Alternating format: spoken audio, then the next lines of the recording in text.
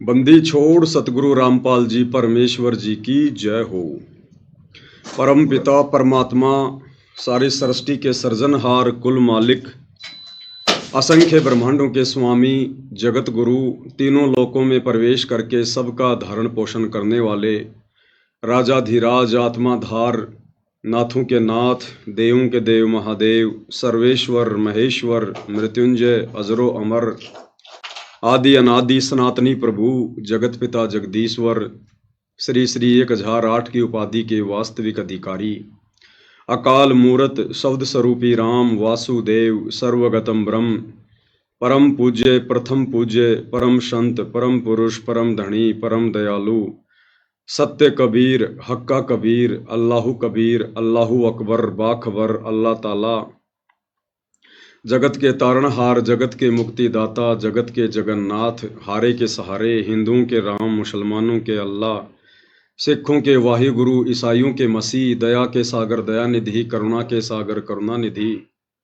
स्वयंभू परिभू संकट मोचन कष्ट हरण मंगल करण दुख भंजन अविगत कबीर निर्विकार निर्विषम परमात्मा अलय अलेख सतगुरु आदि अनादि सतगुरु असली मर्यादा पुरुषोत्तम असली राम असली कृष्ण असली घनश्याम असली मुरारी राजाओं के राजा महाराजाओं के महाराजा शहंशाहों के शहंशाह सम्राटों के सम्राट भगवानों के भगवान अल्लाहों के अल्लाह प्रभुओं के प्रभु मसीहाओं के मसीह सच्चे वाहिगुरु बाबाओं के बाबा पीरों के पीर सेठों के सेठ जगत सेठ सावड़सा सेठ सर्वगुण संपन्न अनंत कोटि कलाओं के स्वामी अनंत कोटि ब्रह्मांडों के नायक योगियों में महायोगी ध्यानियों में महाध्यानी सिद्धों में परम सिद्ध ज्ञानियों में तत्व ज्ञानी ब्रह्म ज्ञानी महाज्ञानी परम ज्ञानी सर्वश्रेष्ठ ज्ञानी विज्ञानी युवा कबीर समर्थ कबीर असमवात अमित ओजा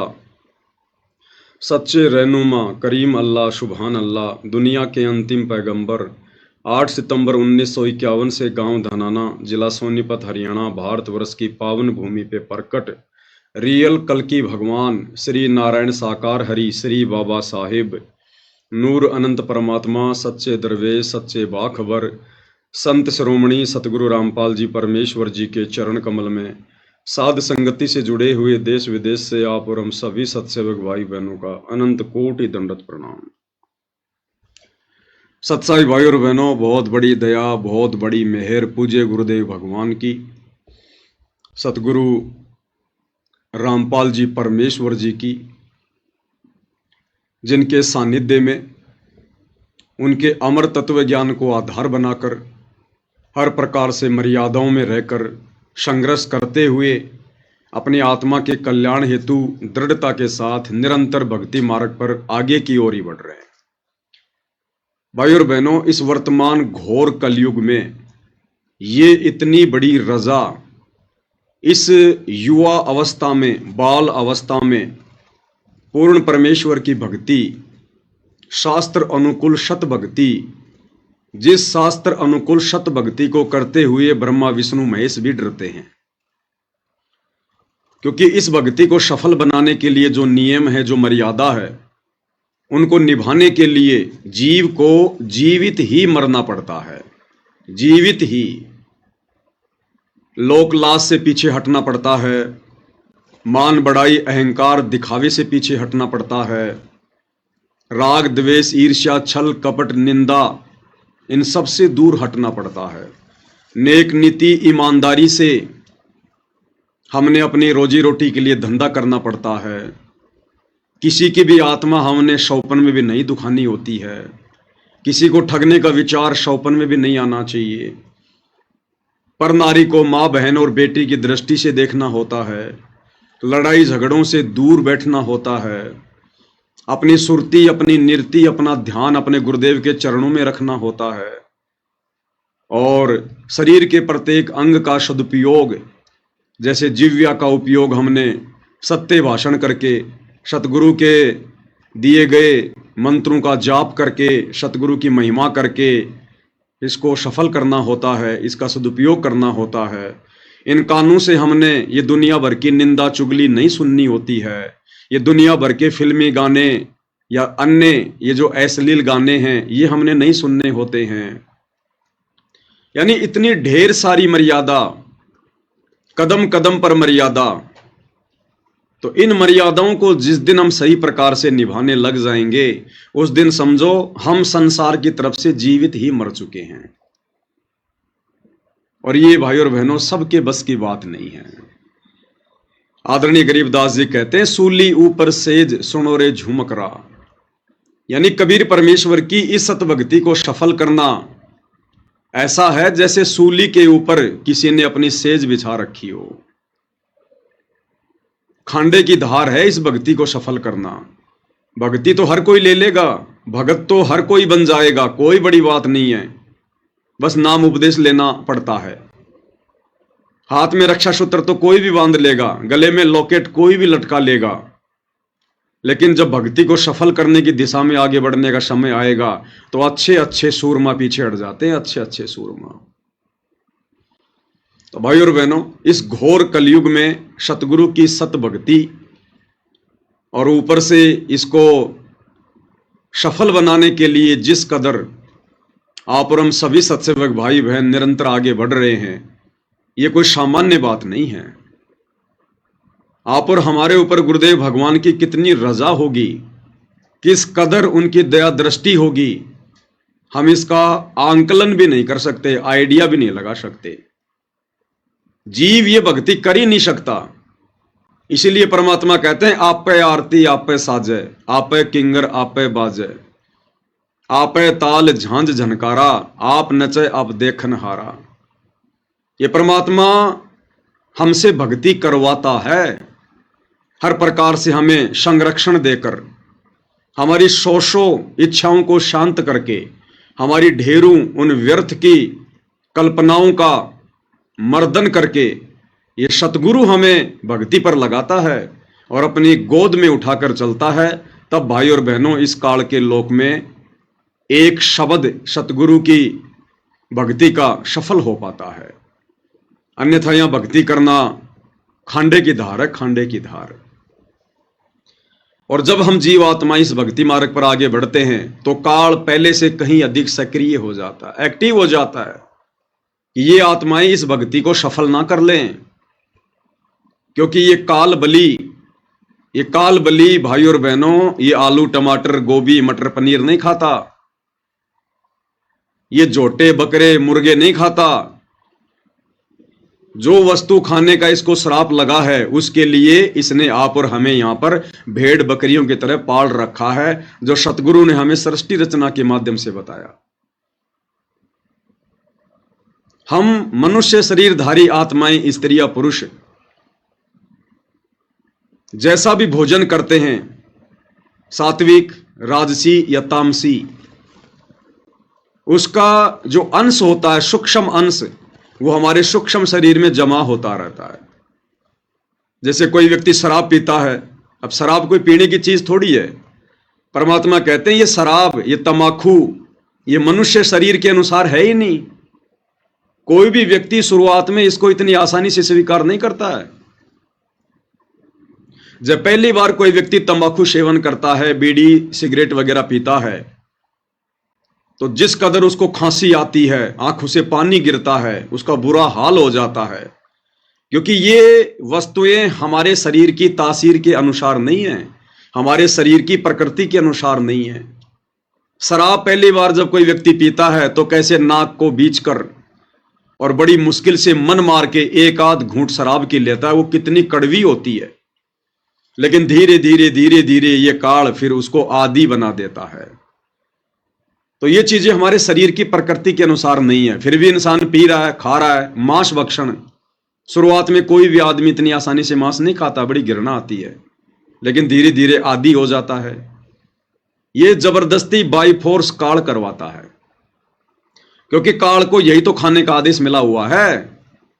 सूक्ष्म शरीर की वासना, सूक्ष्म शरीर का मैल, सूक्ष्म शरीर की गंध, जो ये आप और हमारे से इस प्रकार की बुराइयां करवाकर, विषय विकारों में धकेल कर, नशे करवाकर, शराब पिलाकर और हमारे सूक्ष्म शरीर में वासना जमा करता रहता है। वो वासना खाने का, वो मैल खाने का, वो गंध खाने का इसको परमेश्वर कबीर देव सतगुरु रामपाल जी की तरफ से श्राप लगा हुआ है। तो ये जबरदस्ती करवाता है। और इसी प्रकार भाइयों और बहनों, अब वर्तमान में जो ये भक्ति का पीक टाइम है, प्राइम टाइम है, कलयुग की बिचली पीढ़ी है, सतगुरु दिन रात मेहनत कर रहे हैं। 30 वर्षों से वर्णनीय संघर्ष किया है हमें समझाने के लिए सत्संग करके। तो ये भक्ति का प्राइम टाइम है, कलयुग की बिचली पीढ़ी। और जब इस मार्ग की शुरुआत हुई सन 1994 में, जब कबीर देव ने, सतगुरु रामपाल जी ने अपने यथार्थ 13वें कबीर पंथ की शुरुआत की, उसके बाद से काल पूरी तरह से बौखला गया। इसको चिंता होने लगी कि अब मेरा भोजन मेरे मुख से निकलेगा। तो भाई यहां तो आसानी से एक बिल्ली भी अपने भोजन को नहीं छोड़ती है, एक कुत्ता भी अपने भोजन को नहीं छोड़ता है जब उसके दांत तले हो। तो काल इतनी आसानी से कैसे छोड़ेगा आप और हमें? वो तो हर संभव अपने भोजन को बचाएगा, प्रयास करेगा। तो काल सन 1994 से ही एक्टिव है। और जैसे जैसे ये मार्ग आगे बढ़ता गया, काल को उतनी चिंता होने लगी, उतनी फिक्र होने लगी, और हर संभव प्रयास में लगा रहा। आत्माओं को डगमग किया जाए, उनके मन में शंका पैदा की जाए, संदेह पैदा किया जाए, गुरु मर्यादा तुड़वाई जाए, गुरु वचन की अवहेलना करवाई जाए, भक्ति विधिवत ना कर पाए कोई जीव, इसके लिए उसको व्यस्त किया जाए, उसके मन में सौ शंकाएं पैदा की जाए। तो ये अपना प्रयास पूरी तरह से कर रहा है। और अब तो भाइयों और बहनों, वो समय आ गया है जिस समय काल पूरी तरह से बौखलाया हुआ है, विशेषकर सन 2014 से। और काल पूरी तरह से एक्टिव हो चुका है, अपने अनेकों रूप बनाकर सतगुरु रामपाल जी परमेश्वर जी की संगत में जो भगत भाई बहन मर्यादा तोड़कर भक्ति करने का, भगत बनने का दिखावा कर रहे हैं, ढोंग कर रहे हैं, सूक्ष्म रूप में उनके हृदय में बैठा है, उनकी बुद्धि पर सवार है, और अन्य भगत भाई बहनों की भी मर्यादा तुड़वा रहा है, उनको भी भ्रमित करवा रहा है। और जब से सात संगतियां शुरू हुई है, तब से तो इसका हाल ही बेहाल हो गया कि यहां तो बिल्कुल प्योर सोल, प्योर आत्मा, शुद्ध आत्मा तैयार हो रही है। ये तो परमेश्वर की भट्ठी है, भट्ठी। तो भाई और बहनों, साध संगतियों को भी इतनी आसानी से आगे नहीं बढ़ने देगा। ये थोड़ी है कि हम साध संगति से जुड़ गए, पवन भगत जी के वीडियो देखने लग गए, गुरु जी की आरती उतारने लग गए, गुरु जी को भोग लगाने लग गए, तो बस हमारा तो हो गया बेड़ा पार। इस वहम में ना रहना भाई और बहनों। अंतिम श्वास तक हमने इसी प्रकार से जागरूक रहना पड़ेगा। परमात्मा कहते हैं, पाकी फसल देखकर गरबैयो मत किसान, अभी तो झोले बहुत हैं भाई, घर आ ले तब जान। किसान यदि अपने खेत में पकी हुई फसल को देखकर अभिमान करता है, घमंड करता है कि अब की बार तो मेरे जैसी फसल किसी की भी नहीं है, और अब की बार तो बढ़िया मकान बनाऊंगा, बच्चों की शादी करूंगा, फ्रिज लेके आऊंगा, मकान में एसी लगाऊंगा, मोटरसाइकिल लेके आऊंगा, अब की बार तो मेरे खेतों में जबरदस्त फसल लहरा रही है। तो परमेश्वर उस किसान का उदाहरण देकर आप और हमें भक्ति मार्ग पर समझा रहे हैं कि उस किसान को अभिमान नहीं करना चाहिए खेत में खड़ी हुई फसल को देखकर। अभी तो झोले बहुत हैं भाई, घर आ ले तब जान। अभी तो ना जाने कब आंधी चल जाए, कब भयंकर बारिश हो जाए, कब ओले गिर जाएं, कब क्या भूकंप आ जाए। जब तक वो फसल कट पिट के निकल कर और उनको बोरियों में और उनको उन कट्टों में बांध कर जब तक तू अपने घर पर ना रख ले, तब तक भाई तेरे को सचेत रहने की आवश्यकता है। तो भाई और बहनों, इसी प्रकार इस सत भक्ति मार्ग पर, ठीक है, परमेश्वर ने हमें सत्य मिशन से जोड़ दिया, सत्य मार्ग से जोड़ दिया, साध संगति से जोड़ दिया। क्योंकि परमात्मा कहते हैं, साध की संगत सतगुरु की सेवा, अजर अमर घर पावे, और कहे कबीर सुनो रे गोरख, हम सबको तत्व भेद लखावे। लेकिन यहां पर तो पहले से भी ज्यादा सावधानियां बरतनी पड़ेंगी इस भक्ति को सफल करने के लिए। तो वर्तमान में भाइयों और बहनों कुछ एक घटनाएं जो दास के सामने आई है, परमात्मा की प्रेरणा से मेरी सेवा है, मेरी ड्यूटी है, हल्का फुल्का मैं आपको जानकारी दे दूं, आपको मैं परिचित करवा दूं ताकि आप धोखा खाने से बचें। तो दास के पास में फेसबुक पर कुछ पोस्ट आ रही हैं इस प्रकार की जो आप स्क्रीन पर देख रहे हैं। अब देखो आजकल मानव धर्मी भी बहुत हो गए, हजारों की संख्या में हो गए। दास तो हम सब थे ही पहले, और अब मानव धर्मी भी बहुत हो गए, और ये लोगो लगाने वालों की भी संख्या बहुत ज्यादा बढ़ गई है। अब पता ही नहीं चल पा रहा कौन मर्यादा में है और कौन मर्यादा में नहीं है, क्योंकि ये काल का लोग है, यहां पर नकलची लोग ज्यादा होते हैं, देखा देखी करने वाले ज्यादा होते हैं। तो दास के पास में इस प्रकार की पोस्ट एक दो भक्तों ने व्हाट्सएप पर भेजी है, और वो कह रहे हैं कि भगत जी, कुछ एक भगत हैं कर्नाटक साइड से, कर्नाटक के बीजापुर बताया कि वहां से कुछ एक भगत हैं जो अपना मनमाना आचरण संगत में फैला रहे हैं, और वो लोग ये कुप्रचार कर रहे हैं कि 8 सितंबर को सतगुरु रामपाल जी हमारे घर पर आएंगे, विमान लेकर आएंगे और हमें सह शरीर सतलोक लेकर जाएंगे। और जिन जिन भगत भाई बहनों को सतलोक जाना है, सतलोक नहीं, गलती हो गई मुझ पवन दास की, कान पकड़ के माफी मांगता हूं भाई, अनामी लोक लेकर जाएंगे, डायरेक्ट अनामी लोक, सर्वश्रेष्ठ जगह पर, कि हमें अनामी लोक लेकर जाएंगे सतगुरु रामपाल जी। और जो जो भगत नहीं आएंगे बाद में बहुत पछताएंगे, बहुत रोएंगे, ये मौका फिर बार बार नहीं मिलेगा। तो ये पोस्ट आई मेरे पास में, ये मानव धर्मी राजकुमार दास कौन है, क्योंकि राजकुमार नाम के तो बहुत सारे सत्सेवक भाई बहन होंगे, तो मैं तो किसी को जानता नहीं कि ये कौन से राजकुमार जी हैं। तो इन्होंने ये पोस्ट की है, माया के पुजारी सतलोक जाएगा, यानी जो माया के पुजारी है ना वो तो सतलोक जाएंगे, और रामपाल जी के पुजारी अनामी लोक जाएंगे, और सतगुरु रामपाल जी के भगत कहां जाएंगे, अनामी लोक, जहां पर पूर्ण मोक्ष और पूर्ण आनंद है, जहां पर पूर्ण मोक्ष और पूर्ण आनंद है, अनामी लोक में। टट्टू है वहां पर, टट्टू, जैसे गुरुजी यहां कहते हैं ना कि जब संत आता है जब तो कोई पूजता को न्या, और मेरे मरे बाद में यहां पर मेरी मंडी बनाएंगे, यहां पर मेले भरा करेंगे, फेर के मिलेगा, यहां पर टट्टू मिलेगा। तो अनामी लोक में टट्टू है, टट्टू। अकल के अंधो, क्या खाक सत्संग सुने तुम लोगों ने गुरुदेव भगवान के? क्यों अपने नाम के आगे भगत लगा रहे हो, मानव धर्मी लगा रहे हो, सत्सेवक लगा रहे हो?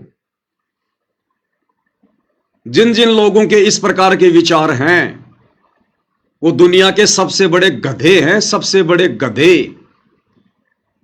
वो तो सतलोक आश्रम वालों से भी गिरे हुए हैं, गिरे हुए, मंदबुद्धि।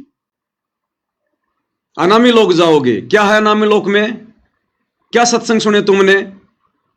अनामी लोक में सृष्टि है क्या?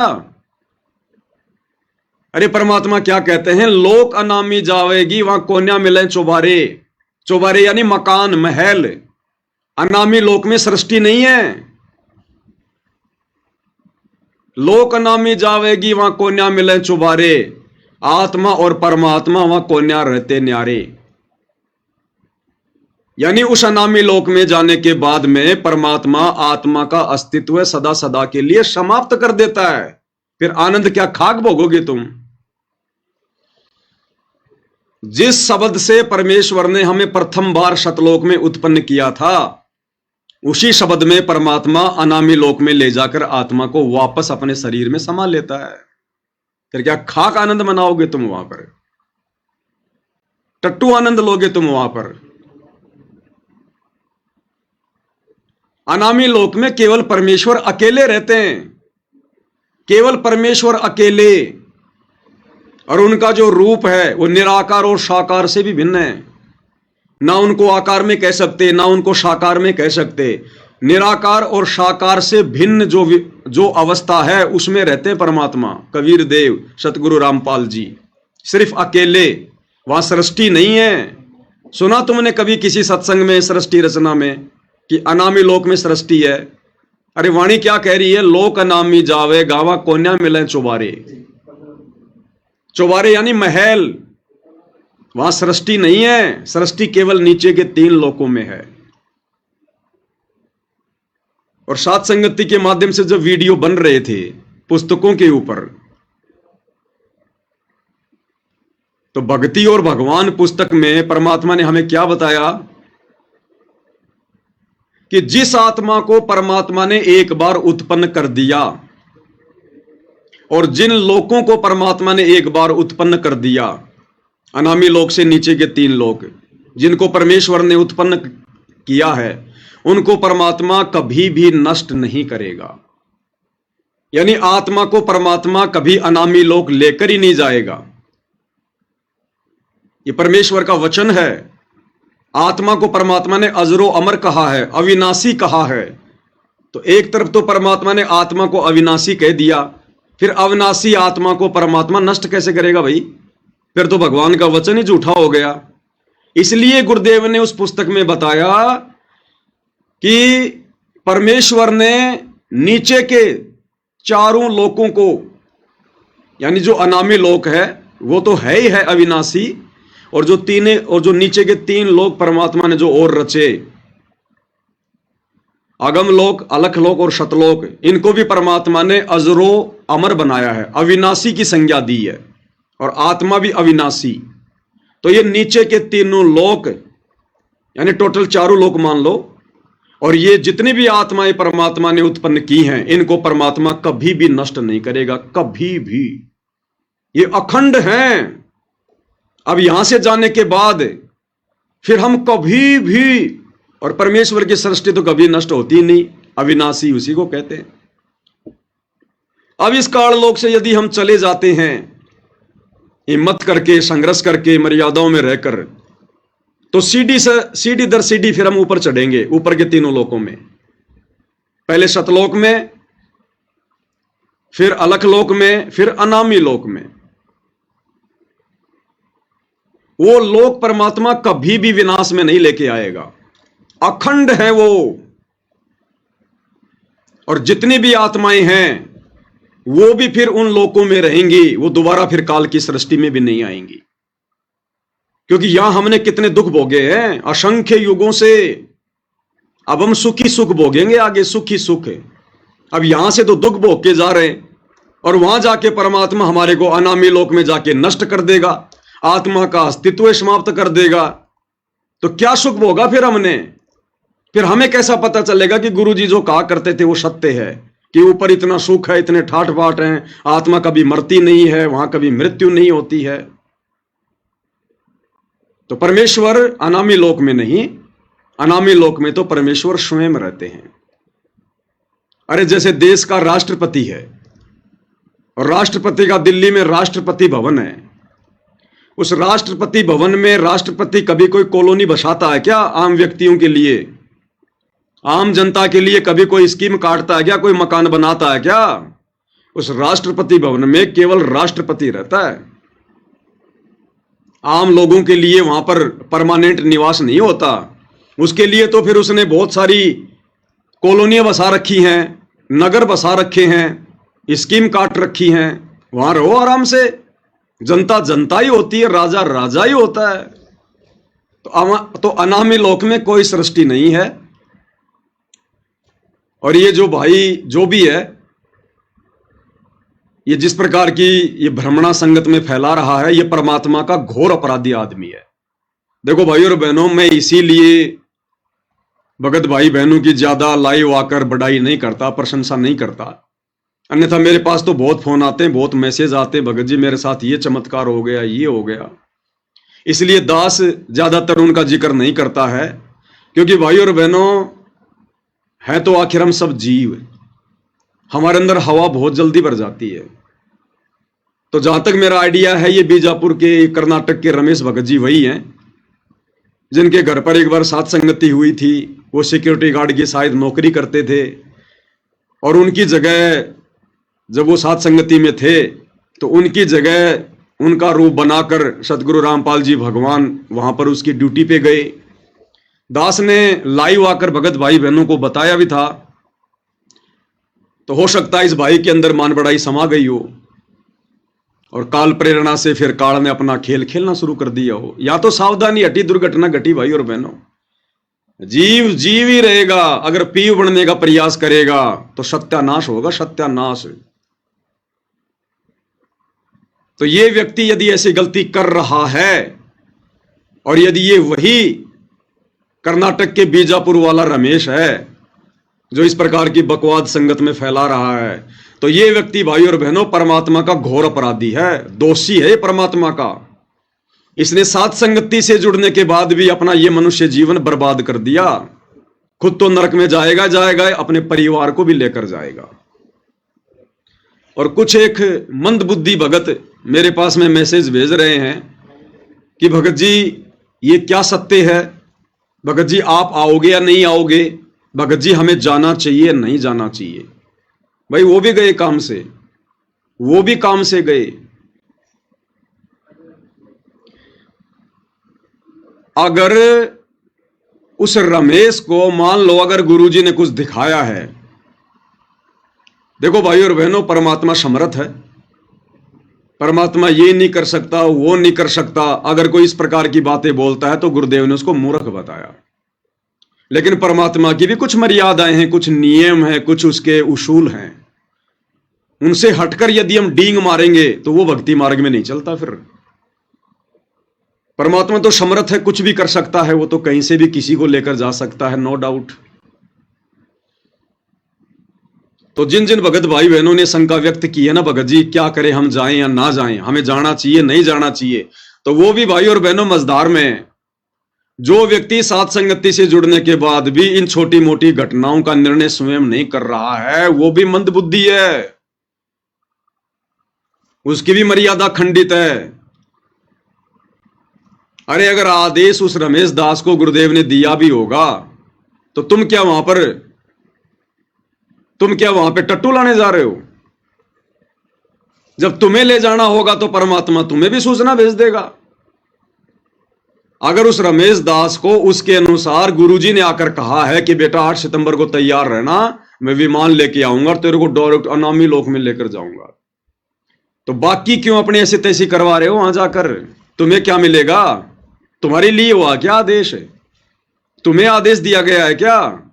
तुम क्यों भेड़ चाल में भग रहे हो? तुम क्यों देखा देखी में भग रहे हो? तो जिस व्यक्ति ने इस ज्ञान विरुद्ध इस पोस्ट को पढ़कर अगर मन में भी धारणा बना ली कि मैं जाऊंगा, जिसके मन में इतना भी दोष आ गया, विचार आ गया, वो व्यक्ति भी इस जन्म में मोक्ष प्राप्त नहीं कर सकता। ये परीक्षा चल रही है हमारी कदम कदम पे।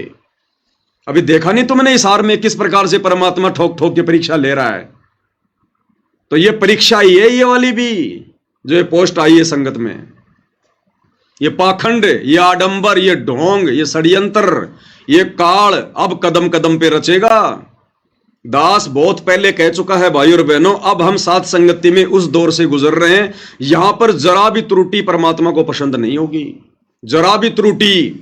और जरूर इस व्यक्ति ने कोई ना कोई गलती करी है, मर्यादा तोड़ी है, और ये काल ने अपना खेल खेला इसके साथ में। काल ने, क्योंकि काल ने भी तो अनामी लोक बना रखा है। अरे काल ने भी तो यहां पर नकली अनामी लोक, नकली अगम लोक, नकली सतलोक बना रखे हैं ना। तो ये काल खेल खेल रहा है उसके साथ में काल, क्योंकि परमात्मा काल को इजाजत दे देगा तो फिर वो अपने बाप का रूप बना लेगा, वैसे नहीं बना सकता। जब उसने अपने भाई जोगजीत का रूप बनाने के लिए भी उसकी आज्ञा मांगी, तो परमात्मा का कैसे बना लेगा? गुरुदेव भगवान का। हाँ, परमात्मा आदेश दे सकते हैं हम भक्तों की परीक्षा के लिए कि देख ले भाई मेरा रूप बना के। या फिर काल हो सकता है अपने रूप में आया हो, किसी और रूप में आया हो, और सतगुरु रामपाल जी भगवान ने उसका रूप चेंज कर दिया हो, अपना रूप बना दिया हो। उस काल को भी दिखाई नहीं दे रहा कि मेरा क्या रूप दिखाई दे रहा है, और भगत को भी वो गुरु जी का रूप दिखाई देगा, क्योंकि समर्थ तो सतगुरु है ना। सतगुरु जो चाहे सो कर ही। भाई ये कदम कदम पे परीक्षा होंगी हमारी। गुरुदेव भगवान कहते हैं सतलोक जाना कोई बच्चों का खेल नहीं है, कोई वो खाला का घर नहीं है, बरवाड़े का बस अड्डा नहीं है जो तुम पकड़ के रिक्शा पहुंच जाओगे। जोटा लगेगा, जोटा जोर लगेगा। अनामी लोक में जाएंगे। इस काल लोक में तो कुकर्मों में तुम सड़े पड़े हो अभी तक, और अनामी लोक जाओगे तुम। पहले सतलोक तो जा लो एक बार, अनामी लोग जाएंगे ये सीधे। इतने अच्छे कर्म हो गए तुम्हारे, अनामी लोग जाओगे और क्या करोगे? वहां जाके मिट्टी में मिट्टी मिलना है? क्या करोगे जब भगवान ने मना कर दिया कि अनामी लोक में मैं किसी को लेकर ही नहीं जाता, लेकर ही नहीं जाता किसी को। और कई बार जो परमात्मा ने ये अनामी लोक का जो ये जिक्र किया है, तो गुरुदेव ने बाद में बताया कि अनामी लोक भी सतलोक को कहते हैं। यानी जिसके विषय में कोई कह नहीं सकता, कोई जान नहीं सकता, आज तक किसी ने बताया नहीं, उसको कहते हैं अकय लोक। अब आम भगत तो सोच लेते हैं कि ये जो अकय लोक है ये तो अनामी लोक के लिए है। आज से पहले हमें सतलोक की जानकारी, अगम लोक की जानकारी, अलख लोक की जानकारी दी किसी ने? तो इस काल लोक की सृष्टि में ऊपर के चारों लोक ये अनामी लोक हैं, ये अकय लोक हैं जिनके विषय में कभी कोई कुछ कह नहीं सकता। वहां की सुख सुविधाओं के विषय में कोई वर्णन नहीं कर सकता, इसलिए चारों लोकों को अनामी लोक कहा जाता है, चारों लोकों को अकय लोक कहा जाता है। उनके बारे में पहले कभी किसी ने कुछ कहा ही नहीं, कोई जानता ही नहीं था तो कहेगा क्या, इसलिए उनको अकय लोक कहा जाता है। अब सत्संग तो तुम ध्यान से सुनते नहीं, तो काल तो सिर पर बैठेगा भाई, बकवा तो करवाएगा ना। और जिन जिन भगत भाई बहनों के मन में भी अगर आ चुकी है, अगर मन में भी आ चुकी है कि मैं जाऊंगा, अब भले वो मेरा ये वीडियो देख के वो रुक जाए, लेकिन इस वीडियो को देखने से पहले यदि उसके मन में आ चुका है कि मैं जाऊंगा, वो इस जन्म में सतलोक नहीं जा सकता। लिख लेना भाई, किसी डायरी में नोट कर लेना, इस जन्म में वो दुष्ट आत्मा सत्सेवक होकर भी सतलोक नहीं जाएगा। चाहे कितना नाक रगड़ रगड़ की माफी मांग लेना भगवान से। इस समय हमारी इतनी सी गलती भगवान के दिल को गहरी चोट पहुंचाएगी, गहरी चोट। और जिस मूर्ख ने अपनी नादानी से अपने गुरु को दुखी कर दिया, वो कभी सतलोक जा सकता है? वो तो काल लोक में भी कभी सुख नहीं उठा सकता। वो तो 84 लाख योनियों का अधिकारी है, 84 लाख योनियों का। अरे फिर ये धोखेबाज भगवान हो गया, फिर सतगुरु रामपाल जी तो धोखेबाज हो गया। फिर जो अकेले रमेश दास को आकर कह रहा है कि तुझे सहशरीर सतलोक ले जाके जाऊंगा, बाकी भाई बहनों को बुला लो। भाई ये बाकी भाई बहनों को क्यों बुला रहा है? इसलिए तो बुला रहा होगा ना कि भाई गुरुजी ने कहा होगा भाई सबको बुला ले। तो गुरुजी को डर लग रहा है क्या सबको बताने से? अरे जब गुरुजी तुम्हें बता सकते हैं आकर, तो गुरुजी बाकी भगत भाई बहनों को नहीं बता सकते? जिन जिन को लेकर जाना होगा उनको भी तो गुरु बता सकता है ना। तुम कोई दलाल हो गुरुजी के, एजेंट हो तुम कोई गुरुजी के, जो तुम्हें कहेगा गुरु कि हाँ भाई सबको बुला ले। तो भाई और बहनों, ये काल इस समय सिर पर बैठकर डांस करेगा जिसकी जरा भी मर्यादा टूटी। और इस रमेश दास की अगर ये इस प्रकार की बकवादे कर रहा है तो अवश्य इसने गलती की है, इसकी मर्यादा टूटी हुई है, इसके घर में, इसके घट में काल का प्रवेश है। और ऐसी आत्माओं से भाई और बहनों दूरी बना के रखना, नहीं तो हम अपना मनुष्य जन्म बर्बाद कर देंगे। हमें तो गुरुजी ने कभी इस प्रकार की विधि नहीं बताई, 30 साल हो गई, कभी गुरुजी ने नहीं कहा कि भाई मैं ऐसे चुपके चुपके आऊंगा और उस भगत के माध्यम से फिर मैं तुम्हें संदेशा दिलाऊंगा कि आ जाओ आ जाओ, तुम्हें अनामी लोक लेकर जाऊंगा। हमें तो कभी नहीं कहा गुरुजी ने कि मैं तुम्हें अनामी लोक लेकर जाऊंगा। हमें तो केवल गुरुजी सतलोक तक की जानकारी दे रहे हैं और कह रहे हैं सबसे पहले हम यहां से सतलोक जाएंगे। सतलोक में फिर तुम्हारी इच्छा है ऊपर जाओ या ना जाओ, बाकी सतलोक में फिर तुम्हें कोई कष्ट नहीं है, कोई दिक्कत नहीं है, वहां कोई मृत्यु नहीं है, किसी चीज का अभाव नहीं है, कोई बुढ़ापा नहीं है, कोई रोग नहीं है। फिर आगे तुम्हारी मर्जी भाई, अगर आगे जाओगे तो आगे की तुम्हें भक्ति दे दी जाएगी। हमें तो कभी नहीं कहा गुरुजी ने किसी भी सत्संग में कि भाई तुम्हें डायरेक्ट अनामी लोक लेकर जाऊंगा। और ये इस प्रकार की घटिया पोस्ट डाल के कि माया के पुजारी सतलोक जाएगा। अरे माया के पुजारी कभी सतलोक जाएंगे क्या मूर्ख आदमी? अरे माया का पुजारी कभी सतलोक जा सकता है क्या? ये टोटल भाई और बहनों काल बैठा उसके सिर पे काल है। तो उसने तो अपना जीवन बर्बाद किया ही किया। और जिन जिन आत्माओं के मन में ये आ चुका है मेरा ये वीडियो देखने से पहले कि हम भी जाएंगे, वो आत्माएं भी अपना ये जन्म बर्बाद कर चुकी हैं, ये फाइनल मान लेना। तो ये कुछ बकवादे हैं भाई और बहनों जो आपके सामने पेश करनी जरूरी थी। और हो सकता है भाई और बहनों मान लो इसको परमात्मा उस दिन आकर ले भी जाएं, लेकिन आप और हमने फिर भी इस प्रकार की बकवादों में नहीं पड़ना है। जब तक गुरुजी हमसे आकर कोई बात ना कहें, जब तक हमें आकर कोई आदेश ना दें, और जब तक हम उनके द्वारा बताई गई विधि अनुसार ये कन्फर्म नहीं कर लें कि ये मेरा गुरु है या फिर मेरा गुरु मेरी परीक्षा ले रहा है या मेरे गुरु ने अपना रूप इस काल को दे दिया मेरी परीक्षा के लिए, जब तक ये कन्फर्म ना हो जाए तब तक भाई और बहनों हमने केवल उसी विधि से सतलोक जाने की तैयारी करनी है जो विधि गुरुदेव ने पिछले 30 वर्षों से अपने सत्संगों में बताई है। केवल उसी विधि से। ये काल का लोक है, ये छोड़ेगा नहीं। अंत समय में भी मर्यादा तुड़वा देगा किसी न किसी बहाने, किसी न पॉइंट पर मन में शंका पैदा कर देगा। इसलिए परमात्मा कहते हैं यो गुरु ज्ञान विज्ञान वाणी जीवित ही जग में मरो, यानी संसार की तरफ से जीवित मर जाओ। संसार किसका? काल का। ना हमने कोई काल की बातों पे ध्यान देना, ना हमने काल के पुजारियों की बातों पे ध्यान देना। अपने सतगुरु के प्रत्येक वचन को सत्य मानकर आगे बढ़ना है भक्ति मार्ग पर। और जैसे जैसे हम अब आगे की ओर बढ़ेंगे 2028 युग परिवर्तन, तैसे तैसे ये काल भाई और बहनों ना जाने क्या क्या परपंच रचेगा, क्या क्या षड्यंत्र रचेगा। अभी तो देखते जाओ आप, अभी तो ढंग से शुरुआत है। अभी आगे आगे देखते जाओ क्या क्या होता है। कितने लोग साथ संगति में डटे रहेंगे। जब परीक्षाएं होंगी ना तब देखना। परमात्मा कहते हैं भक्ति भाव भादो नदी सबे चले गहराए और सरिता सोई जानिए जो जेठ मास ठहराए। अभी भक्ति का जेठ मास आया नहीं है। जब वो जेठ मास आएगा, प्यास सताएगी, गले सूखेंगे, तब पता चलेगा हम कहां कहां भगेंगे, क्या क्या होगा हमारे साथ में। अभी तो परमात्मा हमारी बहुत मदद कर रहा है, बहुत सहयोग दे रहा है। अभी तो हमें ज्ञान और भक्ति से दृढ़ कर रहा है।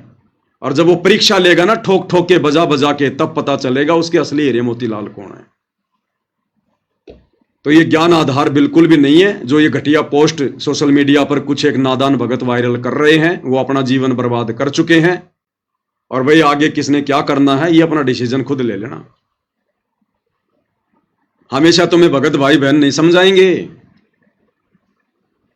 अगर तुम यहां पर भी डगमग हो रहे हो और जब ये स्थूल शरीर छोड़कर त्रिकुटी की यात्रा करोगे, तुम क्या खाक जाओगे तुम त्रिकुटी पर।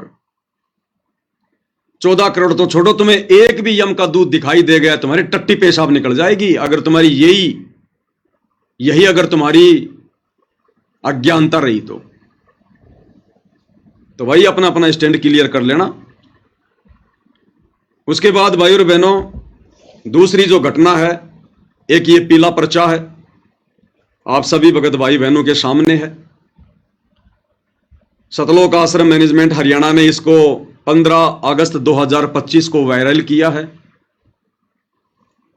क्योंकि गुरुदेव भगवान के आशीर्वाद से जब दास 12 अगस्त 2025 को अपने 2 भगत भाइयों के साथ मनोज दास और मुकेश दास के साथ अपनी इशार की तारीख पर गया था, और जिस प्रकार वहां सतलोक आश्रम मैनेजमेंट हरियाणा के मीडिया प्रभारी डॉक्टर चांद राठी और बसंत सैनी गांव गांद्रा जिला रोहतक हरियाणा वाले ने जो ज्ञान विरुद्ध निंदनीय घटिया हरकत की है, कुछ भक्तों को साथ में लेकर एक किराए की लड़की लाकर, उस घटना के बाद में उस पेट्रोल पंप से दास ने जो सीसीटीवी वीडियो लिया और दास ने जब उसको दास के फेसबुक पेज पवन दास इस लाइव के ऊपर डाला, तो गुरुदेव भगवान के आशीर्वाद से आज तीसरा ही दिन है और तीसरे दिन में कम से कम 60 लाख लोगों ने देख लिया। 60 लाख लोगों ने, बड़ी तेजी से वो वीडियो वायरल हुआ मालिक के आशीर्वाद से।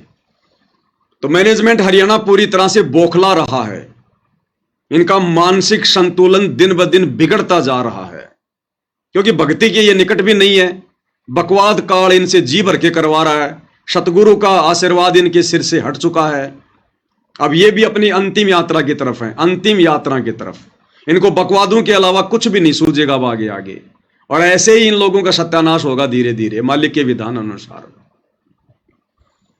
तो इन्होंने आनन फानन में एक पीला पर्चा निकाला है। मुझे तो हंसी आई भाई और बहनों इसको पढ़ के। मान न मान मैं तेरा मेहमान, जबरदस्ती के पीले पर्चे निकाल रहे हैं, जबरदस्ती के। और क्या लिखा है, दिनांक 15 अगस्त 2025, समय 9:40 रात्रि। सभी भगतात्माओं से प्रार्थना है कि सतगुरुदेव जी का आदेश आया है। बिना सतगुरु के आदेश के तो ये बाथरूम करने भी नहीं जाते, इतने आज्ञाकारी हैं आश्रम वाले। बिना सतगुरु की आज्ञा के तो ये पैंट के नीचे ये चड्डी भी नहीं पहनते। पहले गुरुजी से पूछते हैं कि गुरुजी आज मैं कौन सी चड्डी पहनूं। इतने आज्ञाकारी भगत हैं ये। तो कह रहे हैं गुरुदेव का आदेश आया है। अब बताओ गुरुजी को कैसे पता चला? भाई गुरुजी तो जेल में बैठे हुए हैं। अरे गुरुजी तो जेल में बैठे हुए हैं। अब जेल में ना तो मोबाइल की व्यवस्था होती है ना कुछ और, तो गुरुजी को कैसे पता चल गया? कहते गुरुजी का आदेश आया है। भाई गुरुजी कोई भी बात बताएंगे तो इसी आधार पर बताएंगे कि मेरे को मेरे परिवार ने बताई हो, या जो भगत मिलाई पर जाता है उसने बताई हो। उस आधार से फिर गुरुजी आदेश दे सकते हैं, अन्यथा गुरुजी को क्या पता? बताओ भाई। गुरुजी तो एक आम संत की लीला कर रहे हैं, वे तो अंतर्यामी हैं, जानी जान है, लेकिन अपनी शक्तियों का परमात्मा तुम नालायकों की तरह दुरुपयोग नहीं करते। तो गुरुजी को किसने बताया होगा? गुरुजी के परिवार ने बताया होगा, जो मिलाई पर जाते हैं उन्होंने बताया होगा। तो आदेश ये गुरुजी का कहां हो गया? आदेश तो मिलाई पर जाने वाले भक्तों का है, जो उन्होंने गुरुजी को आदेश दिया। उन्होंने गुरुजी को आदेश दिया कि गुरुजी अब तुम भी ऐसा ही आदेश दे दो जो हमने आपको बताया है। तो कह रहे गुरुजी का आदेश आया है। क्या आदेश है? सतगुरुदेव जी का आदेश आया है कि गुरुद्रोहियों ने एक अन्नपूर्णा मुहिम संत रामपाल जी महाराज जी के सानिध्य में नामक व्हाट्सएप ग्रुप बनाया हुआ है। वे इस ग्रुप में भक्तों को जोड़ रहे हैं और फ्रॉड करके भक्तों से पैसे ले रहे हैं। अरे हम सत्सेवक तो थूकते हैं तुम्हारी अन्नपूर्णा मुहिम के पैसों पर, थूकते हैं। थूक के बताऊं क्या? अरे थूक के बताऊं क्या? ये परमात्मा की सेवा का कमरा, थूक नहीं सकता, नहीं तो अभी तुम्हें थूक के बताता। ये पवन दास और मेरे सत्सेवक भाई बहन जो परमेश्वर के प्रति समर्पित हैं, अरे सतलोक आश्रम मैनेजमेंट हरियाणा वालों, तुम्हारे भक्तों के और तुम्हारी ये अन्नपूर्णा मुहिम जैसी घटिया मुहिम के पैसों की तरफ हम तो थूकते भी नहीं है। ये हराम की कमाई, ये पाप की कमाई, ये झूठ और फरेब की कमाई, हम सत्सेवक तो पेशाब भी नहीं करते इसके ऊपर, पेशाब भी। वे इस ग्रुप में भक्तों को जोड़ रहे हैं और फ्रॉड करके पैसे ले रहे हैं। गुरु द्रोहियों द्वारा बनाए हुए इस प्रकार के किसी भी ग्रुप में किसी भी भगत आत्मा ने नहीं जुड़ना है। किसी भी व्हाट्सएप ग्रुप में जुड़ने के लिए किसी भी अपरिचित व्यक्ति का लिंक आता है तो जुड़ने से पहले अपने कोऑर्डिनेटर सेवादार से अवश्य संपर्क करें। कर लेना भैया, जैसा कह रहे हैं वैसा कर लेना। ना तो हम सत्सेवकों ने ऐसा कोई ग्रुप बनाया, ना हम ऐसा कोई ग्रुप बनाते, और ना ऐसी पाप की और आराम की कमाई जो गुरु का परिवार खा रहा है, ये सतलोक आश्रम मैनेजमेंट हरियाणा डकार रहा है। हम सत्सेवक तो थूकते भी नहीं है, ऐसी कमाई पर थूकते भी नहीं है। ये पीला पर्चा तो तुम लोगों ने अपनी वो जो है वो इज्जत बचाने के लिए कि अब हम क्या करें, ये वीडियो तो तेजी से वायरल हो गया, ये तो संगत में पहुंच गया, लोग आपस में चर्चाएं कर रहे हैं कि जिन आश्रमों में हम ज्योति पाठ और दान का पैसा दे रहे हैं वहां तो ऐसे ऐसे निकम्मे और कुकर्मी भगत बैठे हैं। हमारा पैसा तो इन कुपात्रों के कुकर्मियों के हाथ में जा रहा है, इनमें तो भगत का एक भी लक्षण नहीं है। ये तो जानवरों की तरह भगतों को मार रहे हैं और कहते हैं हमारे को सार नाम मिल गया, हमारे को सार शब्द मिल गया। अब संगत की आंखें खुल रही हैं, इनके पेट में दर्द हो रहा है, तो इस प्रकार की बकवाद मन गढ़ंत कहानियां लिख लिख कर भेज रहे हैं। फिर इसी का नीचे का दूसरा पर्चा है, उसमें इन्होंने क्या लिखा है, ये है, इसमें इन्होंने रेफरेंस दिया है अन्नपूर्णा मुहिम संत रामपाल जी महाराज के सानिध्य में बिना मेहनत के कमाई का सबसे बड़ा रहस्य 100% वैध और सुरक्षित घर पर रहें और इस कंपनी के प्लेटफॉर्म पर हमारे साथ निवेश करें। अपने मासिक वेतन पर निर्भर ना रहें। आपका मासिक वेतन आपको अमीर नहीं बनाएगा। शामिल हो, प्रक्रिया पर भरोसा करें, अपना पैसा यहां निवेश करें, हम पर नहीं। कृपया यहां घोटालेबाजों को स्वीकार ना करें। विश्वसनीय क्रिप्टो ट्रेडिंग निवेश कंपनी। निवेश योजना 5,500 का निवेश करें और 24 घंटों के भीतर 55,000 प्राप्त करें। 7,500 का निवेश करें और 24 घंटों के भीतर 75,000 कमाएं। हम थूकते हैं भाई ऐसे कमाई पर। इस परमेश्वर के ज्ञान को आधार बनाकर अपनी आत्मा के कल्याण को देखते हुए हम सत्सेवक भाई बहन तो अपनी नौकरियां तक छोड़ने को तैयार हैं कि हमने नहीं करनी ऐसी नौकरी जिस नौकरी में हमारा समय ज्यादा व्यर्थ बर्बाद हो रहा है, हमारे समाज से बर्बाद हो रही है। अरे सत्सेवक भाई बहन तो जो कमा रहे थे उसका भी आधा कर दिया। नौकरियां छोड़ छोड़ के अपना छोटा मोटा धंधा कर रहे हैं कि भक्ति करेंगे भक्ति। ये गुलामी करते हुए तो असंख्य युग हो गए, हमें असंख्य युग। और तुम क्या घटिया यहां पर ये प्रक्रिया भेज रहे हो कि सत्सेवकों ने ग्रुप बनाया है और रातों रात 5,000 रुपए लगाओगे तो 25,000 पाओगे, 7,500 लगाओगे तो 70,000 पाओगे। ये घटिया कर्म, ये घटिया सोच, ये तुम लोगों की अपनी खुद की है, केवल सत्सेवकों को बर्बाद करने के लिए, सत्सेवकों को बदनाम करने के लिए। तो ना तो हम भाई और बहनों बर्बाद होने वाले, क्योंकि जिसको आबाद करने वाला पूर्ण परमात्मा हो उसको बर्बाद कौन कर देगा। और बदनामी की हमें फिक्र नहीं, हमें चिंता नहीं। जब हमारा बाप हिसार जेल में बैठा है और जेल में बैठे हुए व्यक्ति की क्या इज्जत होती है यहां पर हम सबको पता है। तो जब हमारा बाप बेइज्जत होकर दुनिया की नजरों में जेल में बैठा है तो हम गधे इस संसार में इज्जत प्राप्त करके 84 में जाएंगे क्या? हम सत्सेवक इज्जत के ठेकेदार नहीं हैं। तो ये घटिया और निंदनीय ये पीला पर्चा, और तो तुम्हारे पास में कोई है नहीं जवाब। बुद्धि पे तुम्हारे काल बैठा हुआ है। ये घटिया इल्जाम लगाने के सिवा क्या तुम्हारे पास में? अरे जब तुम हिसार में, वो तुम्हारा बसंत सैनी जो इन आश्रमों में पाठ करता है, जब वो एक किराए की लड़की पकड़ के ला सकता है मुझ पवन दास पर लड़की का झूठा आरोप लगाने के लिए, तो ये व्हाट्सएप पे ग्रुप बना बना के डालना, हमारे को बदनाम करने की साजिश करना, ये कौन सी बड़ी बात है? उस लड़की वाले कुक्रम के आगे तो ये कुछ भी नहीं है। चाहे दिन में 50 ग्रुप बना के और हम सत्सेवकों को तुम बदनाम करो। तो भाई और बहनों, जब इंसान का जब पतन होना शुरू हो जाता है ना तो उसकी बुद्धि काम करना छोड़ देती है, विनाशकालीन विपरीत बुद्धि हो जाती है उसकी। तो आगे आगे अब इन लोगों के साथ में यही होगा। और देख लेना भाई और बहनों इसका अंजाम, जो इन्होंने गुरुदेव भगवान की भक्ति और मर्यादाओं की 2014 के बाद से जो ये धज्जियां उड़ाई है ना, जो गुरुदेव भगवान की छाती पर इन्होंने जो ये कुठाराघात किया है ना, जितना दुख उनको दिया है, जितने आंसू उनकी आंखों से इन्होंने गिराए हैं, उसका परिणाम देख लेना भाई और बहनों। परमात्मा कुछ नहीं कहेगा लेकिन उनका विधान काम करेगा, उनका विधान। इनकी दुर्गति देखकर लोग भक्ति से किनारा कर लेंगे, भक्ति से किनारा। इनका वो समय आएगा थोड़े दिनों बाद में, ये काल चक्कर शुरू हो चुका है अब। तो ये इनकी मनमानी बकवाद है भाई और बहनों। आप सभी भाई बहनों को सूचित करना जरूरी होता है दास ने, क्योंकि दास की परमात्मा ने यही ड्यूटी लगाई है। अब भाई और बहनों, हम पूज्य गुरुदेव भगवान के सत्संगों के ऊपर चलते हैं, क्योंकि सत्संगों से हमें जानकारी मिलेगी और जानकारी से हम सावधान रहेंगे, अपनी मर्यादाओं को बचा पाएंगे, अपनी भक्ति को सफल कर पाएंगे।